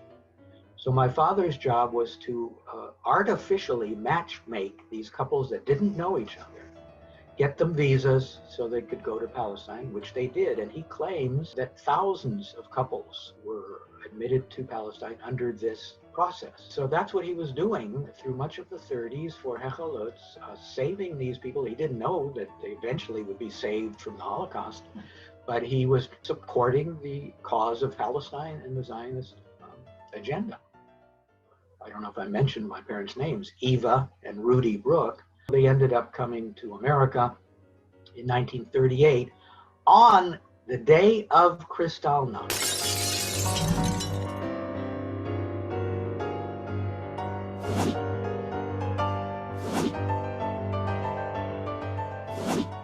Kristallnacht was actually 2 days, a day and a night, November 9th and 10th, 1938. I always imagine my father saying, "See, I told you so." We got out just in time because my mother was still sort of feeling it wasn't that urgent. Now, many of their relatives did not get out in the nick of time. My mother left her sister and her father. Her father would perish in Theresienstadt, also called Terezin in Czechoslovakia. And his father had died of natural causes before he left. He lost his mother and his only sister. They died in a transfer camp in Poland of starvation, and I have the record of that.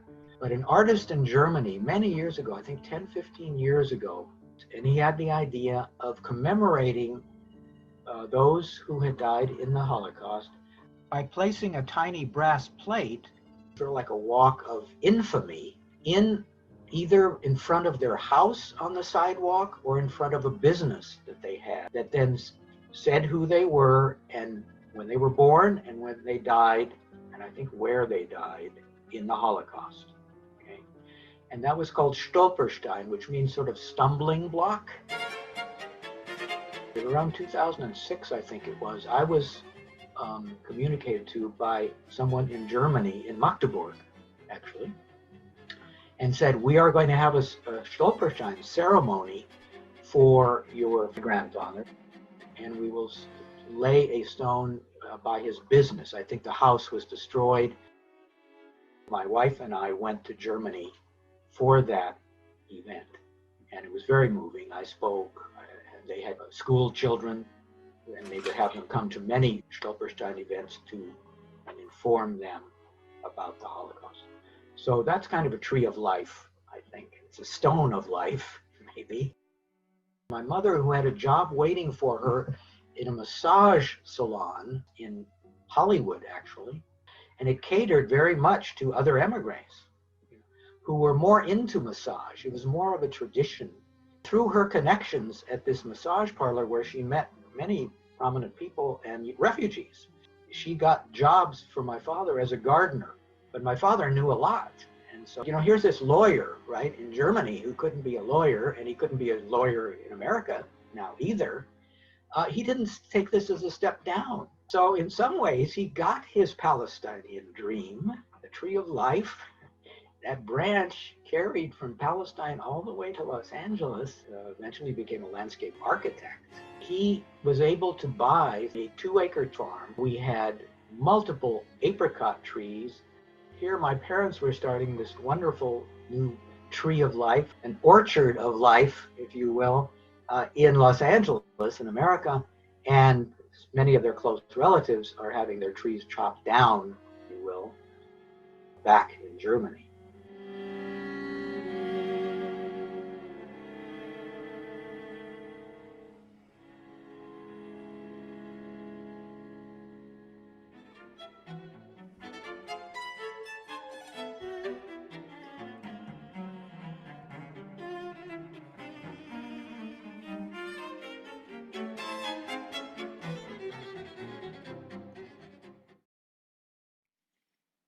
Hi, my name is Tammuz Dubnov.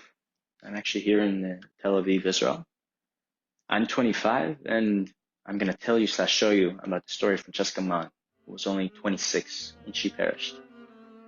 She was a dancer, and the notable thing about her is that when she was taken to Auschwitz, she was able to use her skills as a performer and sort of seduce one of the guards and grab his gun and shoot him and shoot another. Now, the amazing thing is she was one of the most prominent dancers at the time with an amazing career to look forward to. And she was at first told she was on her way to Switzerland and supposedly rescued, but in fact, she was taken to Auschwitz. And when she was told to strip, that's when she used her experience to really fight back and use her experience on stage and her kind of movement vocabulary to get close to a guard, seduce them. Some stories say that she pulled off her shoe and attacked them with a heel. Some say that she grabbed the gun. But in either or in all versions, she was able to grab a gun and shoot not just one, but 2 Nazis. And that really caused an inspiration for the rest of the women with her. And they all started fighting back. Right now, I'll show you a piece I choreographed and performed that sort of tries to communicate her story. Let's take a look.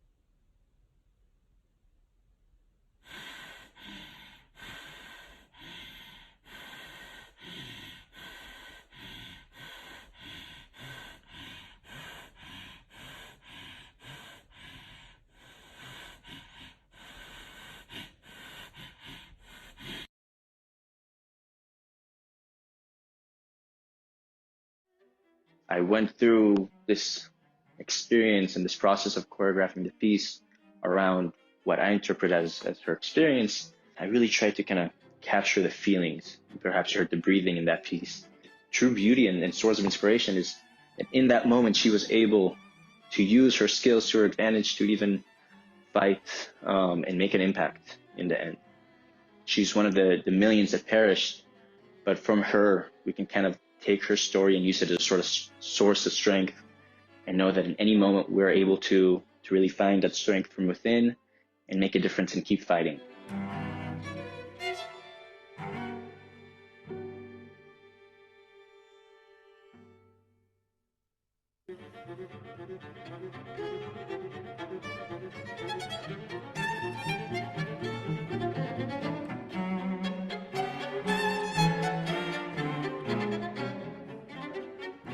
I often talk about anti-Semitism, Lauren, as being, inherently genocidal. And the reason for that is obviously we have ample proof that if you do not confront anti-Semitism for what it is when it occurs, that we know that the end point of anti-Semitism is that Jews will be murdered, en masse, because that's what the Holocaust is ample, evidence of.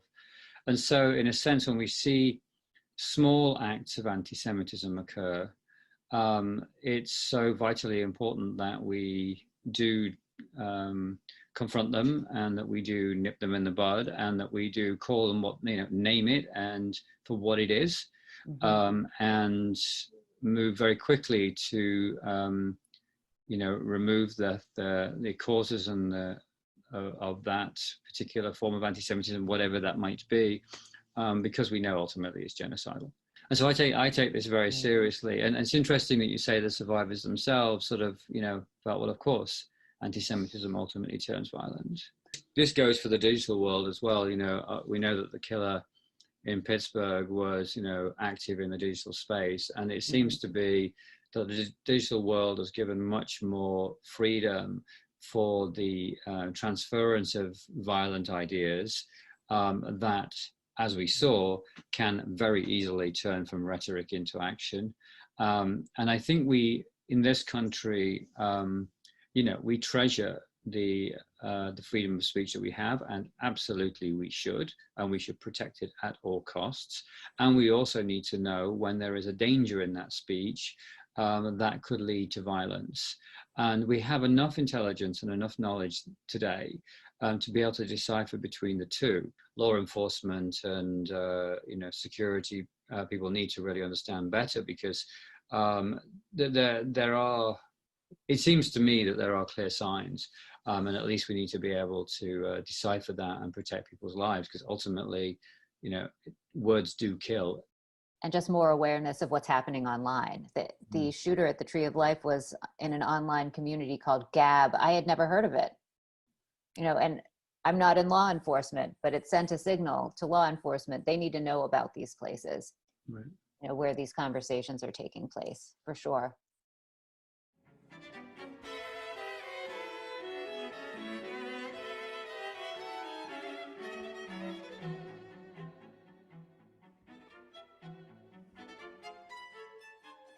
I wrote this song about bringing peace.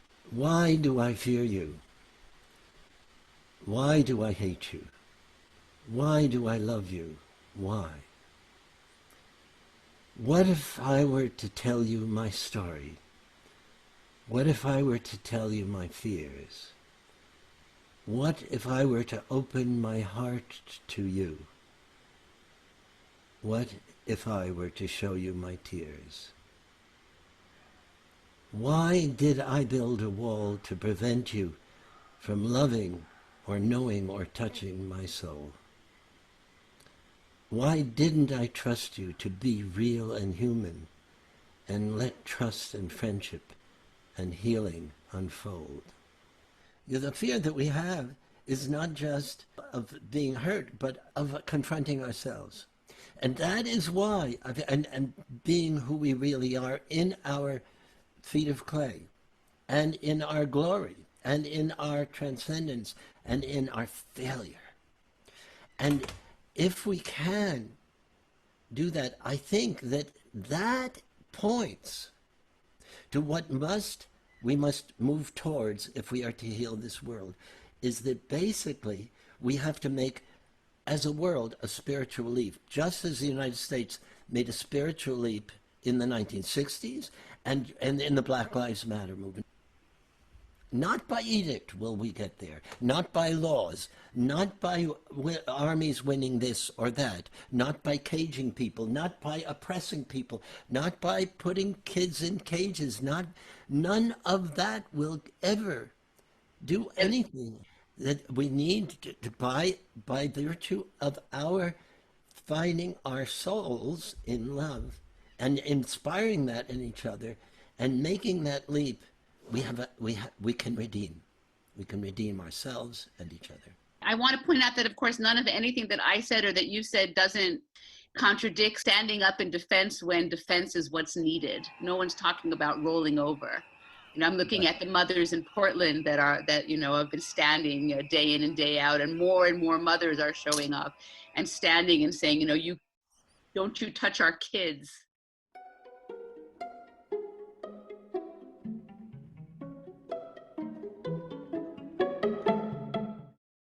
Robert Dauber was born in Vienna in August 1922. His father came from Bukovina. He was a very fine violinist. His mother from Brno. When Robert was 14, the family moved to Prague. His father became the leader of a salon orchestra, and Robert was very influenced by that light operatic music.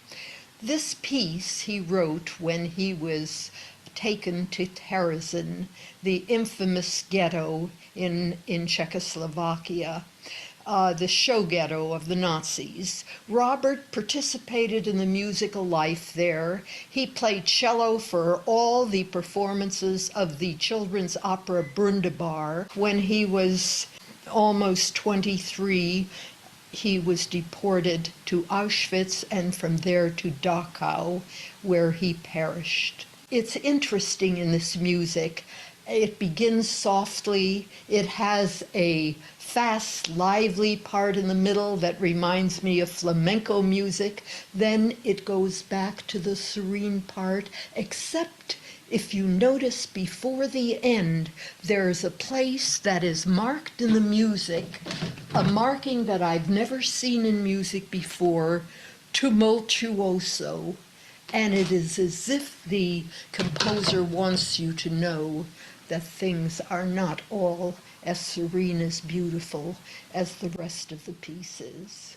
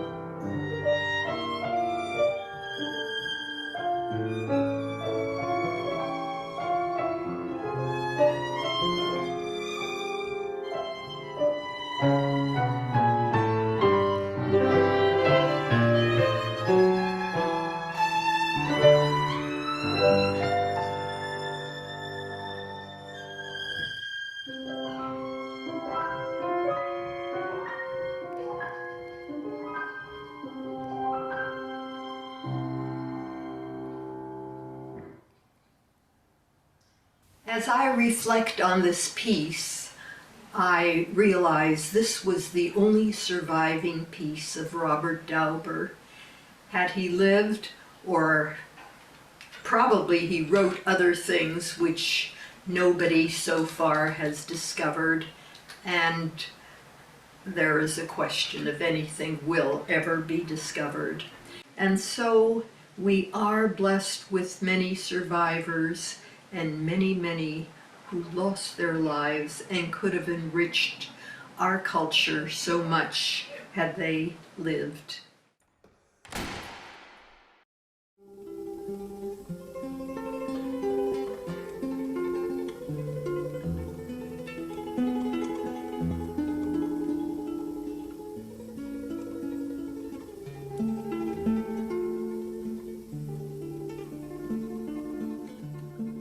I myself lived it in Spain during the beginning and for many years of the Franco regime, and I saw the power that the arts had and how it brought great comfort to all. I think that musicians, as music is my life, I will speak about music, but it goes, of course, it is true for writings, for writers, poets, painters, sculpture, and every kind of expression of one's soul through the arts. But I believe that musicians, we are the guardian of our own history to preserve it and pass it on to future generations.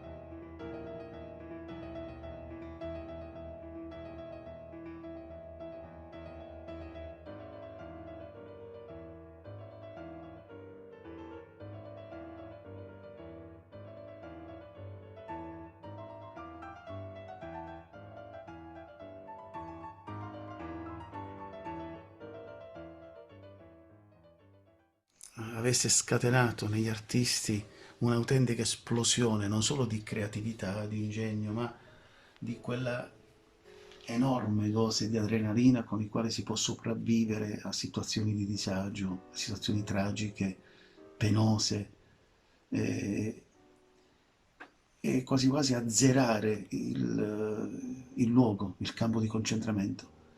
Tutto si ripiega sull'attività del proprio cervello e del proprio cuore. Mangiare è importante, ma diventa certe volte più importante stare insieme, fare musica, fare teatro. Chi o cosa spinge l'uomo nelle situazioni più drammatiche, impensabili, a produrre arte? È una domanda che ci porteremo, credo, a lungo. Una risposta possiamo averla. Può essere il credere in un futuro migliore, può essere anche ritenere che in quel momento l'uomo deve veramente dare il meglio di se stesso e deve produrre una forza testamentaria capace di trasmettere il vero significato dell'arte e della vita alle future generazioni. Ma a prescindere da qualsiasi interpretazione, oggi possediamo un patrimonio universale che spetta a noi in questo momento valorizzare, promuovere, catalogare, darne una formazione accademica, bibliotecaria, museale, rendere tutto questo letteratura. In fondo sarebbe la realizzazione del loro desiderio. Nell'immediato questa musica va suonata, va eseguita. In una proiezione futura questa musica deve assumere i contorni, i profili di una letteratura.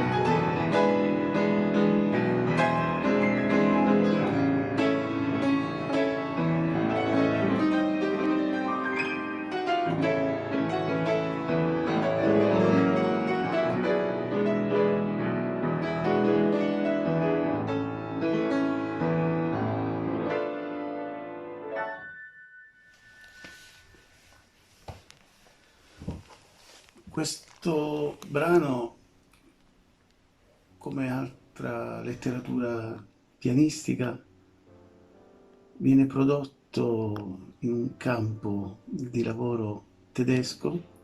L'autore scriverà anche delle canzoni in altri campi.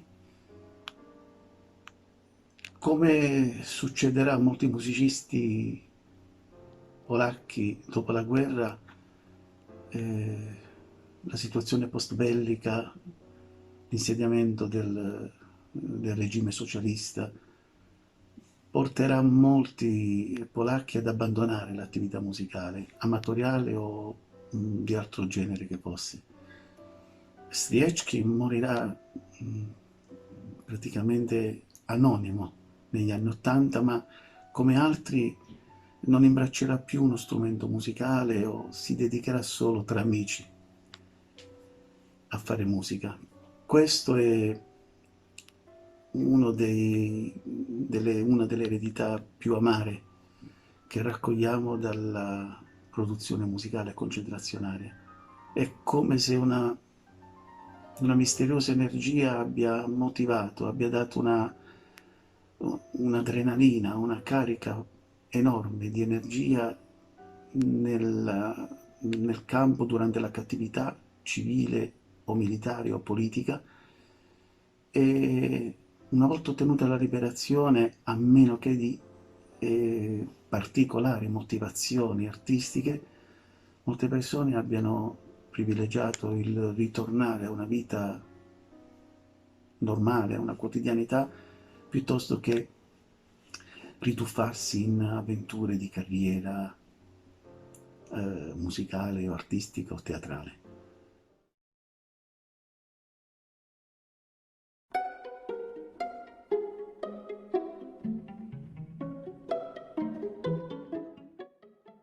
My name is Susie Meltzer, and we are the Tree of Life. An excerpt from Night by Elie Wiesel. Never shall I forget that night, the first night in camp, which has turned my life into one long night, 7 times cursed and 7 times sealed. Never shall I forget that smoke. Never shall I forget the little faces of the children whose body I saw turned into wreaths of smoke beneath a silent blue sky. Never shall I forget those flames which consumed my faith forever. Never shall I forget that nocturnal silence which deprived me for all eternity of the desire to live. Never shall I forget those moments which murdered my God and my soul and turned my dreams to dust. Never shall I forget these things, even if I am condemned to live as long as God Himself. Never. And so we go through the museum. And what should we do? Weep? No. My good friends, we never try to tell the tale to make people weep. It's too easy. We didn't want pity. If we decided to tell the tale, it is because we wanted the world to be a better world. Just a better world. And learn and remember. What is our role? We must become the messengers.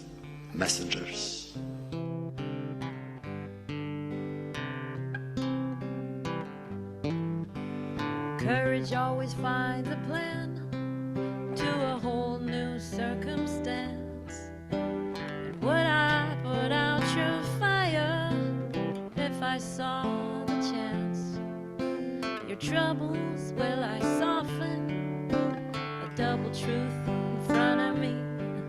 Say, am I you if you ain't me? Are you sure someone is in your tree? And joy will replace the chair while you're sitting there, too darkened to hear them joke, and hardly afloat the gates of hell.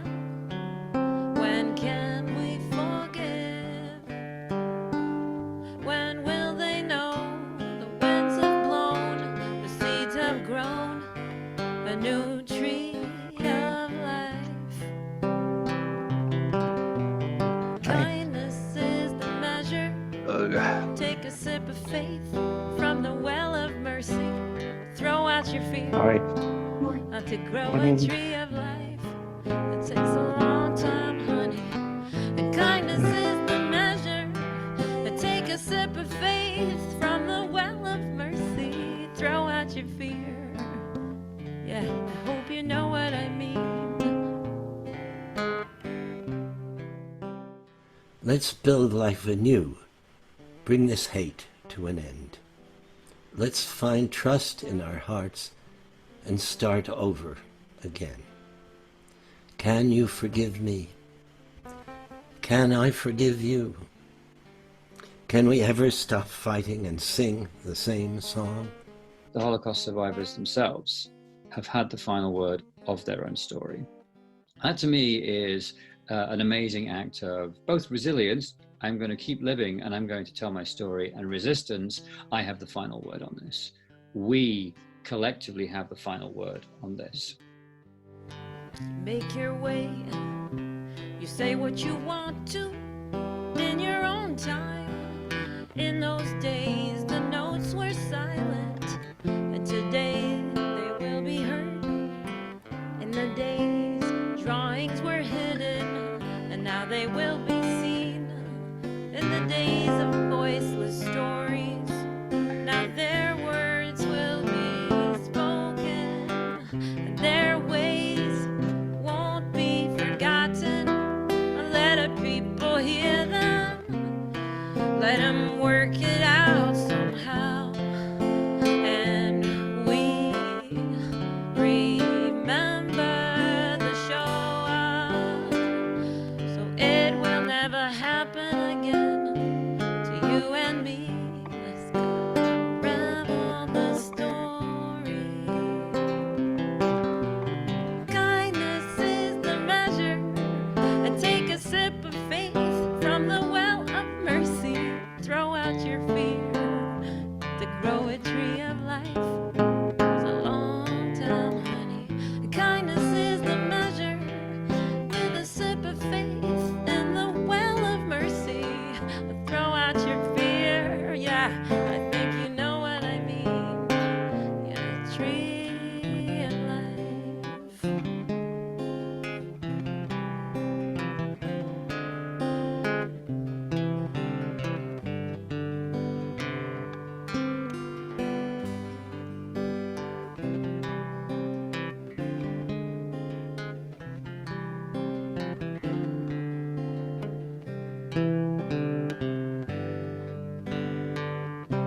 You and me, we are the tree of life. We are the tree of life.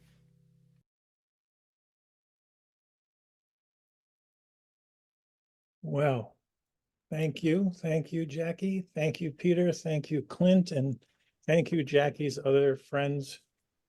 I am so happy and honored to be able to bring this film at this time of moments of pain, watching what's happening in Israel, watching what's happening around the world with scaling anti-Semitism. This is a platform that Jackie has and her friends have put together for a new way, perhaps, to focus on how to educate around the Holocaust and how to educate around anti-Semitism. And I will speak for Jackie. Jackie's very interested in bringing this film to other communities. So those who are with us and are here from around the world, if you want to contact Jackie, I'm sure Jackie will put her email in chat. Sure. And all of the chat information will be available online at jcrnow.com, our website. And I'm going to turn it back to Jackie to open the next phase of the discussion.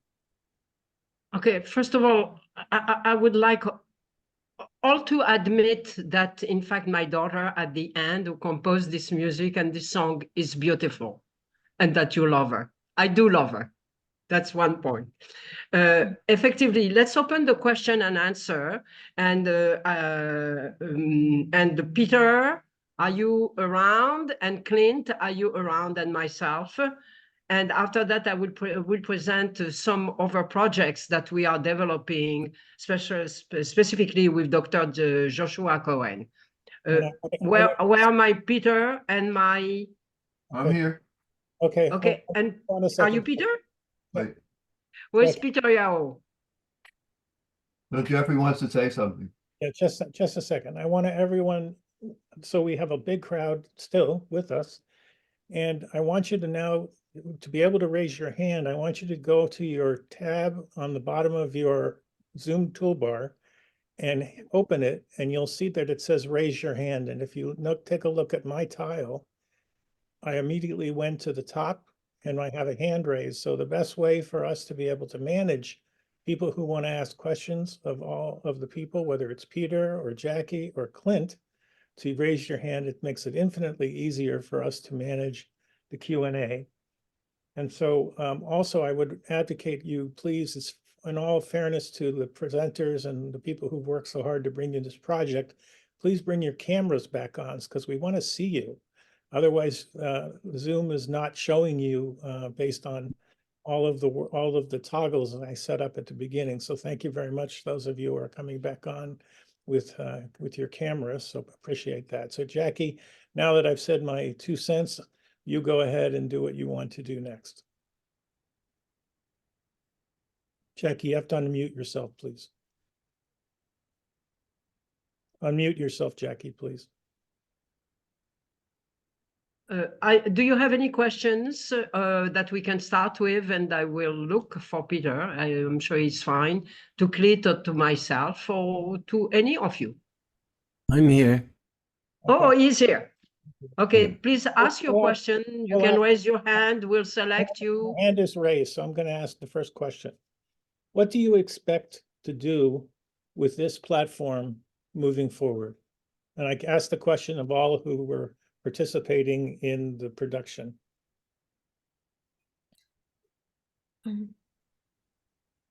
Jackie, I've never heard you be silent before. Come on. I wanted to give a chance to somebody else. No. Or to Peter. Peter, you have something to say? Yeah, I wanted to speak. Go. No, you speak, Jackie. Okay, to say, I think it was an initiative. I still call it an initiative. That means I still think that there is a lot of thinking to do about it and orientation to give to this project, especially with the days of today and with what's happening in the world today. And I think with all seriousness that we have a very, very, very serious problem. I see it as such. And I think, for example, creating a prolongation, I don't know if it's the right word for English, of the initiative, talking about anti-Semitism. I am already talking with Peter and so about how we are the Tree of Life can help combating anti-Semitism with arts. And we have already a number of ideas by selecting artists. We might be able to do that. Secondly, are we going to do it and use this educational tool successfully? I'm not sure, and I have been in education for 63 years in different fields. I'm not sure that I have reached the little level of success or even just of reflection. How can we do better than we do? And Peter expressed that it's not about the Jews, it's about the human being. How can we bring our generation to generation? How can we bring our kids to safety and at the same time to action? Okay, and that they understand. As you saw at the end of the movie, there are different trees, and they are the trees from my grandchildren and friends of my grandchildren. How can we do that? And that means there are so many factors, so many steps to be reviewed, to be studied, to get our education. I need to get my education from Peter, from Francesco Lotoro. And how are we going to reach this step where finally we could say we can create a better world. Well, I have a thought, Jackie, that has been in my heart, and the presumption is, on my part, is that when we have a tool here, we ask the question, how can we use this tool in a concrete way? For instance, if we were to take the art of that has been produced by Holocaust survivors and show it to kids in a school and say, I want you to express musically, poetically, or your art, what it is that is beautiful in your lives, what it is that's stopping you from being a beautiful person, for being what you aspire to be. What is it that you find that's cruel?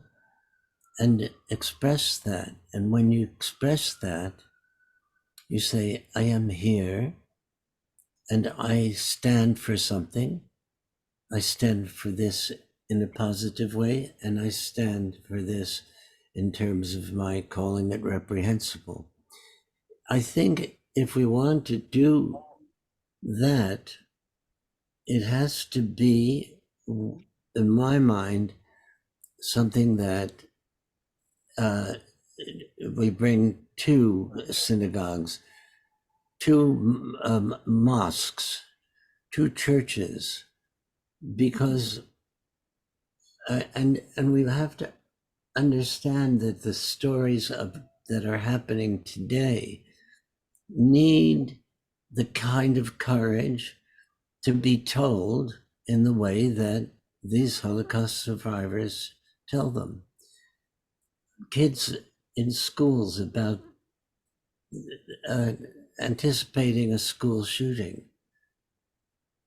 or experiencing the pain of being Black, of being, and then we also have to hear the stories of those people who were caught in Gaza.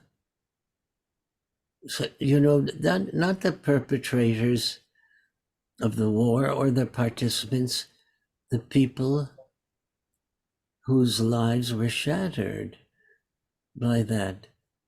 Peter, That's being Jewish. Peter and Jackie, I have a question from you from Pam Ferris. Pam, if you can unmute yourself and ask your question. Hi, Pam. Unmute yourself, Pam, please. I had. Okay, yes, so now we can hear you. Go ahead. Okay. Happy to see you. Happy to see all of you, and thank you for including me in this. What came to mind as I watched this amazing documentary is the various ways in which it can be promoted. And we have, I happen to be part of the National Association of all the Jewish homes in the country. And I think, Peter, you're aware of that association because you sang at our conference. I sent you a message about Don Schulman, who I know you know, but I was actually one of the participants on the stage when you were singing. So anyway, I know that is one area that I think we could get this out there, but I understand you want it to be an educational tool, and many of the seniors that live in our homes have lived through it. So I'm not, but I still think it's fascinating for them to see, and we would be happy to show it at Seacrest if you would like that. But I also think it's really a very moving piece that the employees of the Jewish homes could see. It's a long video, and that's the challenge. Because we already show a video about the Holocaust to every new employee that starts with us. And that is part of their education. So if there was a way to take a little bit, I don't want to say a snippet because I don't know how you could cut it down, but if there was a way that we could do that, then I don't understand why my colleagues would not want to incorporate this in their onboarding of employees, and especially even non-Jewish agencies, because there's this acronym DEI that's out there, right? Diversity, equity, and inclusion. And it's a very big part of organizations right now. And this could become a part of that education about diversity and acceptance and inclusion and things like that. So it might be, from a timing standpoint, a very possible interest to people from that standpoint. I also see it being provided to the Jewish day schools for the children as they learn about the Holocaust. And if there's a way to get it into the curriculum of the public schools, which I'm leery about them accepting it based on everything that's going on with our public school systems now. But I think there are many, many ways in which this could be disseminated, and I'm happy to help if I can. So thank you, Pam. Thank you, Pam.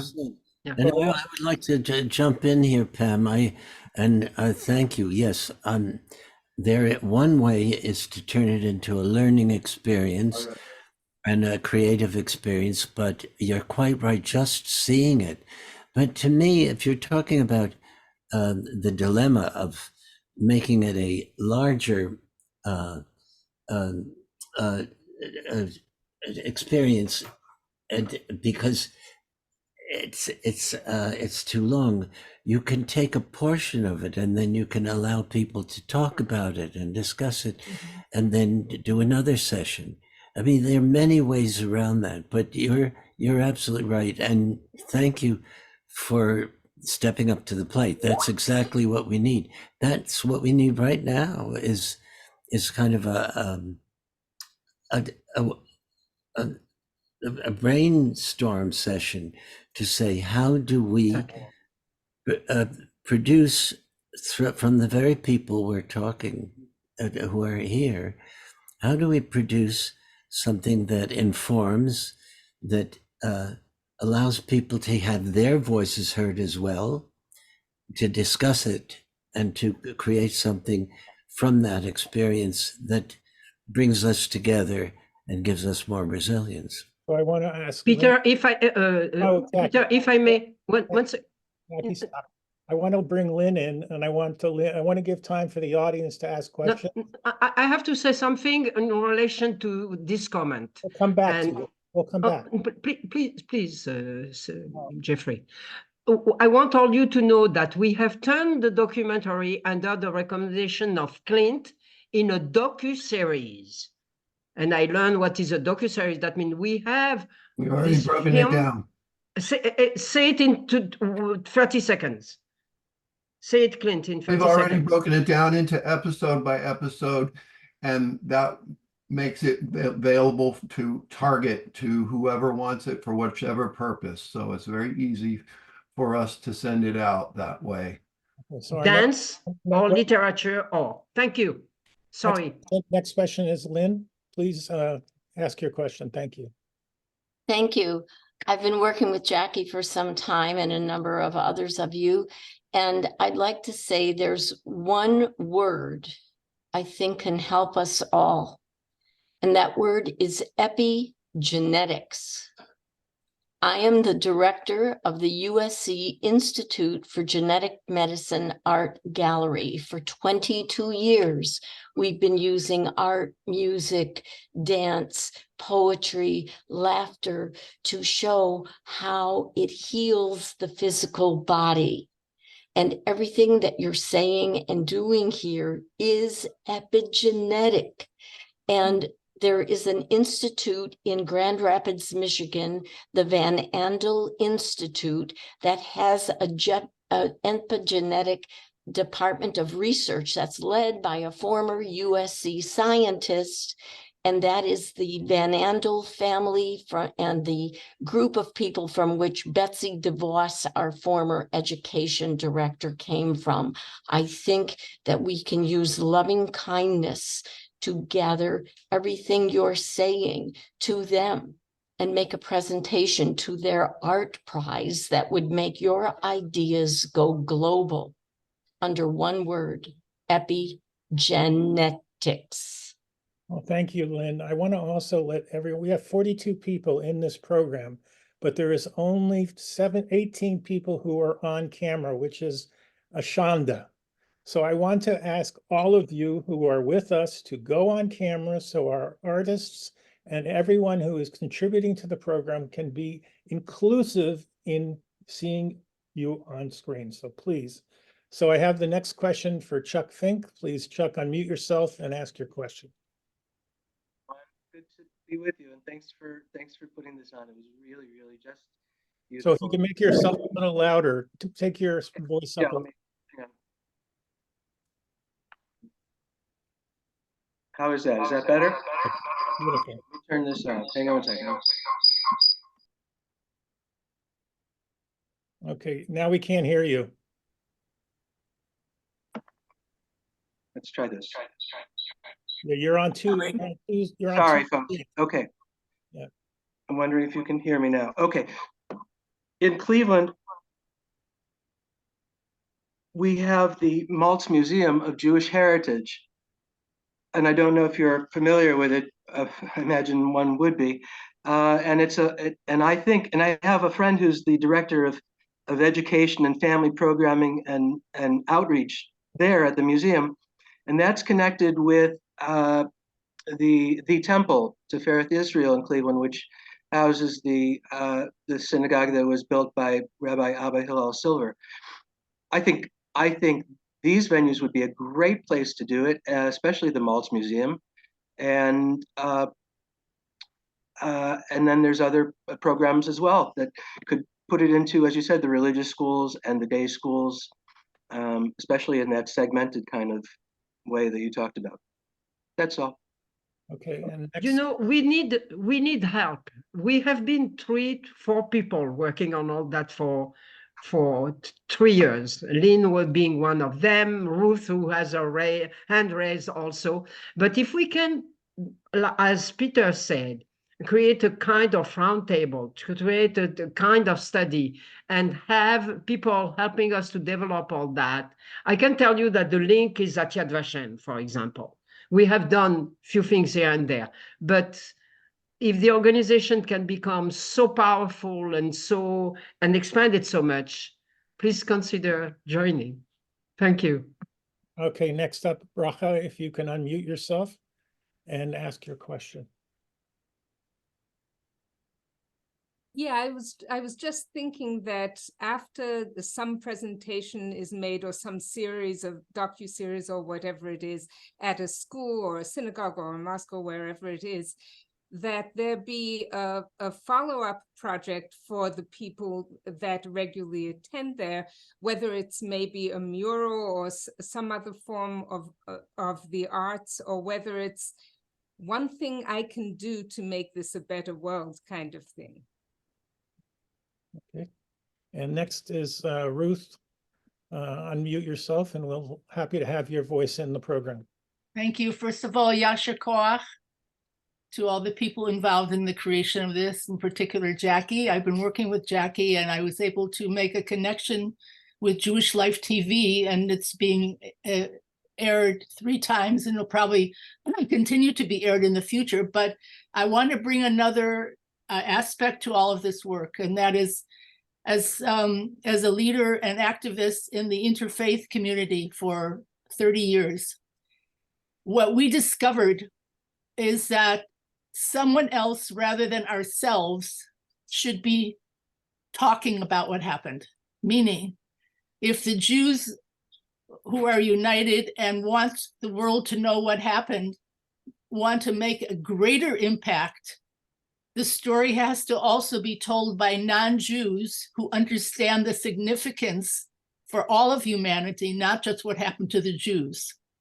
So I'll give you just a what happened in Culver City about 15 years ago. There was a demonstration in front of the mosque in Culver City, and people came with signs saying, Muslims go home, you're not wanted here. They burned Bin Laden in effigy. And we called all of our people from the interfaith community, and we went and stood on the parapet of the mosque, and we put our arms on each other. We were Sikhs and Hindus and Jews and Christians and atheists, people who were meeting together regularly. And it made a huge impact that it was the rest of the community that was speaking out on behalf of the Muslims.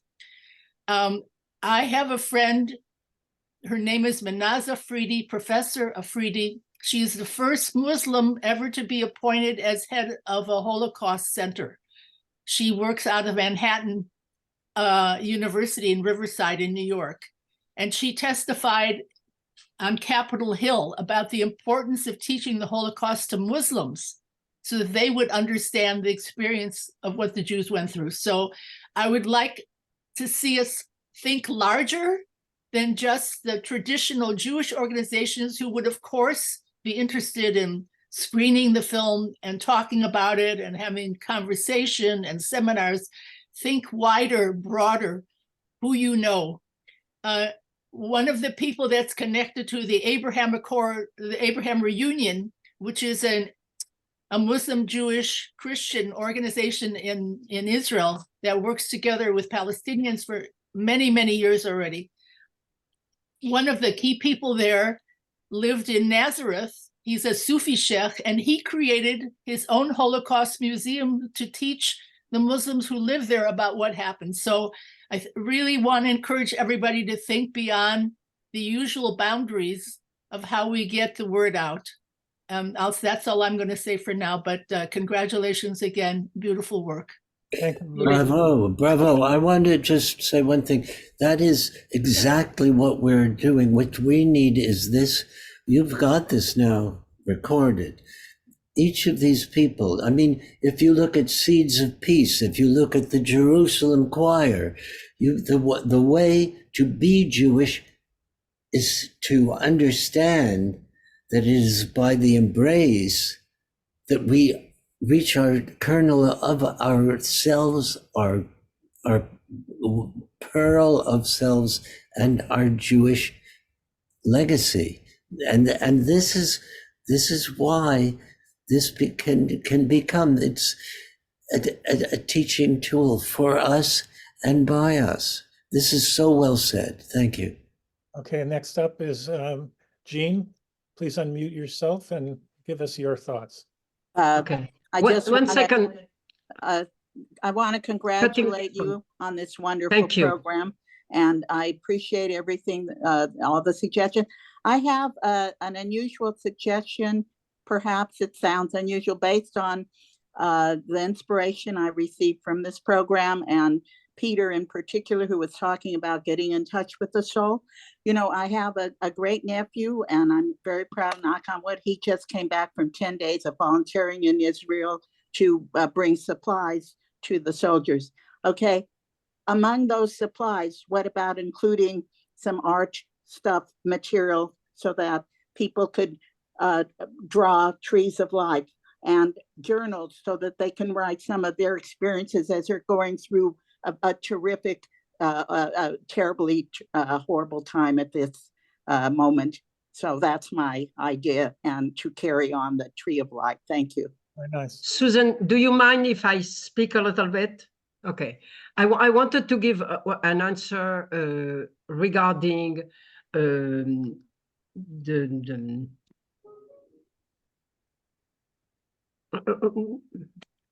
contacting some of our organization. Okay, I don't know, I'm losing it, but that's fine. But I want to share with you, as I said, and it's a personal point, I have been 63 years in education, in different fields, physics, mathematics, English, French, Hebrew, culture or art.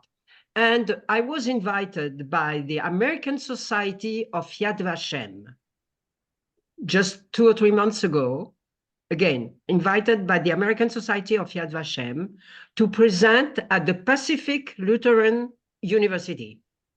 to present to kids and people who were not Jewish.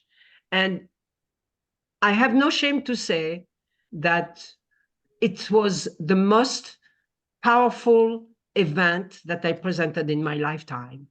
And specifically by thinking that I was talking to no Jews and they got perfectly the message. And yes, we need to do that. And yes, we will do that, but we need help. All right, so go Thank ahead. you. Go ahead, and we're getting close to the end of the program. So go ahead, Susan. We let Yeah, I have to go because I have to take a cab to the airport. I think we've made a great step forward and we have to carry it forward now, but please carry on without me. Peter, 20 seconds of Puff, the dragon, because The I was magic dragon lived by the sea, and Jackie Gamach, she did something wonderful for you and me, and we will have each other to go forward as we can and love each other and bring peace in music, art, and Man. kind, womankind, humankind, But why did you use Jackie? There are so many names. Why was it Jackie? Love you. Sorry, Susan. All right, Susan.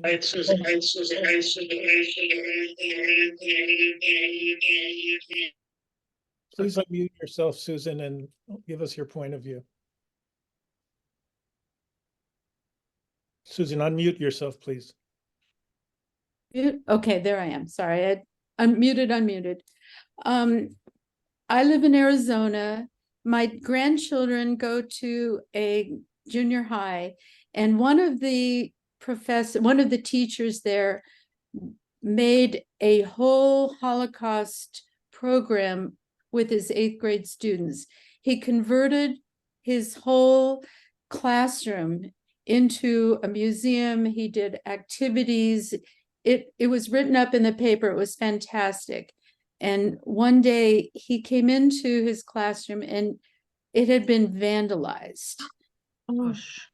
And someone that we knew overheard her daughter say she knew who it was, but was terrified to turn in these children. They were students who were essentially bragging about doing this. And as an educator myself, a Jewish educator in Jewish day schools, on any level, no matter who you are, this broke my heart. And it made the newspapers. Here, a teacher made the decision to educate his students in such a beautiful way. And he was quoted as saying he never wants to do this again. It was too traumatic. And it's sad, but there are those things like that do happen, as we know. That's all. So I want to conclude the program with Jackie's words. Just give me a minute. I also want to thank survivors who are with us for this program. I know that on screen is with us to the end is Devorah, who's a child survivor. We also had Ruth Lindemann. We had Zelda Fuchsman. And are there any other survivors in the program that I am missing? If you have, raise your hand so I can acknowledge you. Okay, Jackie, you'll end it with however you yes, want. very fast. First of all, I want to all of you to stay together for a certain time, and it's extremely appreciated. But our initiative is directing now itself into a project. I mean, I think we have shaped something. And we can see that with the reactions and all the suggestions that you are presenting. But at the same time, we are taking a new approach. And for example, I am working with Dr. Joshua Cohen and Lynn Crandall about how the impact of the arts can be on trauma and therapy. And Dr. Joshua Cohen is a specialist of video film-based therapy and trauma. And we are working on that because if you think about any of us, we are living this trauma here, even if it's indirectly.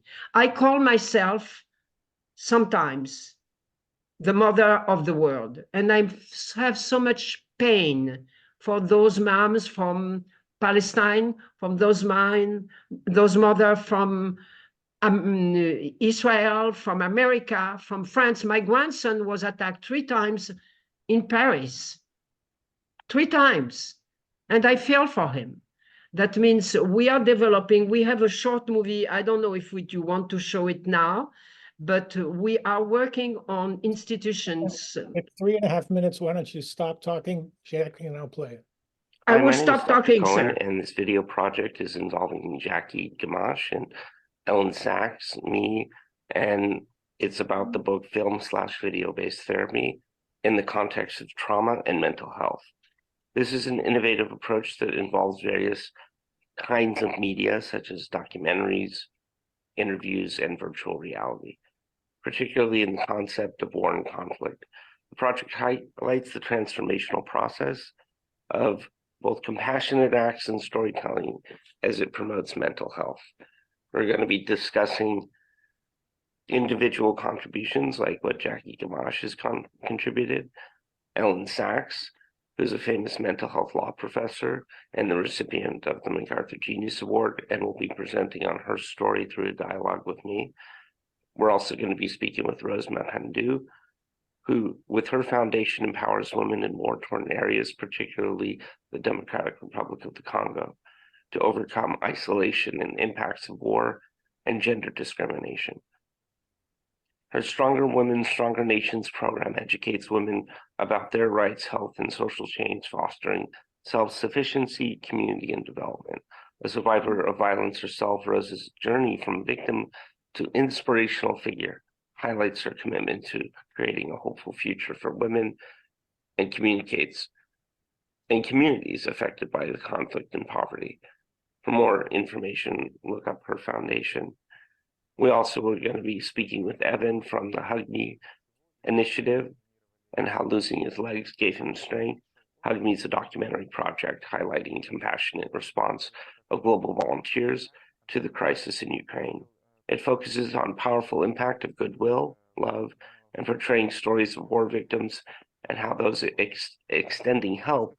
The project aims to honor the selfless acts of volunteers, illustrating how ordinary people can make a significant difference in the lives of others during the conflict. We're also going to meet with Sasha Snyder. Sasha and Laura tell an inspiring story about the Holocaust, and once a formidable tale of survival, touching a love story that has an enduring family saga. Finally, Dr. Skip Rizzo, who did the forward to my book, film/video-based therapy and trauma. He's the medical director of the Institute of Creative Technology. His program, Brave Mind, helps soldiers to face their fears and traumas through virtual reality program developed by Dr. Rizzo. So in this series, we explore post-traumatic growth through diverse stories. Jackie Gamach's work illustrates transformation through writing, while Ellen Sachs focuses on mental health showcases and resilience. Rosema Pandu's foundation empowers women in conflict zones, embodying strength in adversity. Evan's Hug Me initiative and Sasha Snyder's film work reveal the healing power of compassion and storytelling. And Skip Rizzo's Brave Mind underlines storytelling's role in therapeutic recovery. Together, these narratives exemplify how trauma can lead to significant communal growth and inspiring a journey from hardship to hope. Thank you. I'm looking forward to sharing the video with you. If you would like to learn more about it, please visit filmandvideobasedtherapy.com and go to the media section where We Are Tree of Life is available.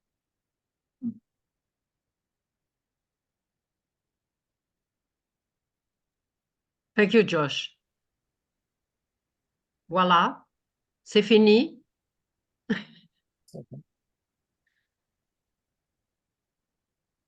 Are you there? I'm getting there. Hold on, I'm back. Okay, so thank you all. Jackie, if you want to add a few more words, but keep it tight. He needs another Jackie. Who can be the Jackie in this room? Take somebody. Susan. Okay. Laura. Thank you. Thank you for this enlightening and inspiring. I don't know if it was an hour or 5 minutes. It felt Thank you for that. beautiful. And thank you for sharing so much. Let me give you, I don't know how to do that. Let me give you my email. It's Jackie Gmach. Should I write it here or whatever? JACKIEGMACH@hotmail.com. And my phone number, and I love to talk. I don't know if you noticed that. 858-382-3254. And if we can create a round table and identify people a little bit everywhere in the United States and outside of the United States, I think we can perform further. And I want to address all my thanks to Peter. You saw his participation and his direction. And of course to Jeffrey for being part of the International Film Festival. Thank you to all. Thank you, Jeffrey. Thank you so much, and we'll see you. We do not have another event this month, and we will. I will announce events that will be available in February. So we'll see you the next time. So, and this program I wrote to you in chat will be rebroadcast at 5 p.m. Pacific time, 8 p.m. Eastern time. You can let your friends know about it, and all they have to do is see the link that I put into chat, which is hopefully you've seen. You can just go to the JCHR YouTube channel, the Jewish Culture and Holocaust Remembrance Group on YouTube, and you'll see the video there shortly. So thank you very much all. Thank you, Jeffrey and Myra. Thank you, Bye. everybody. Thank you, Clint.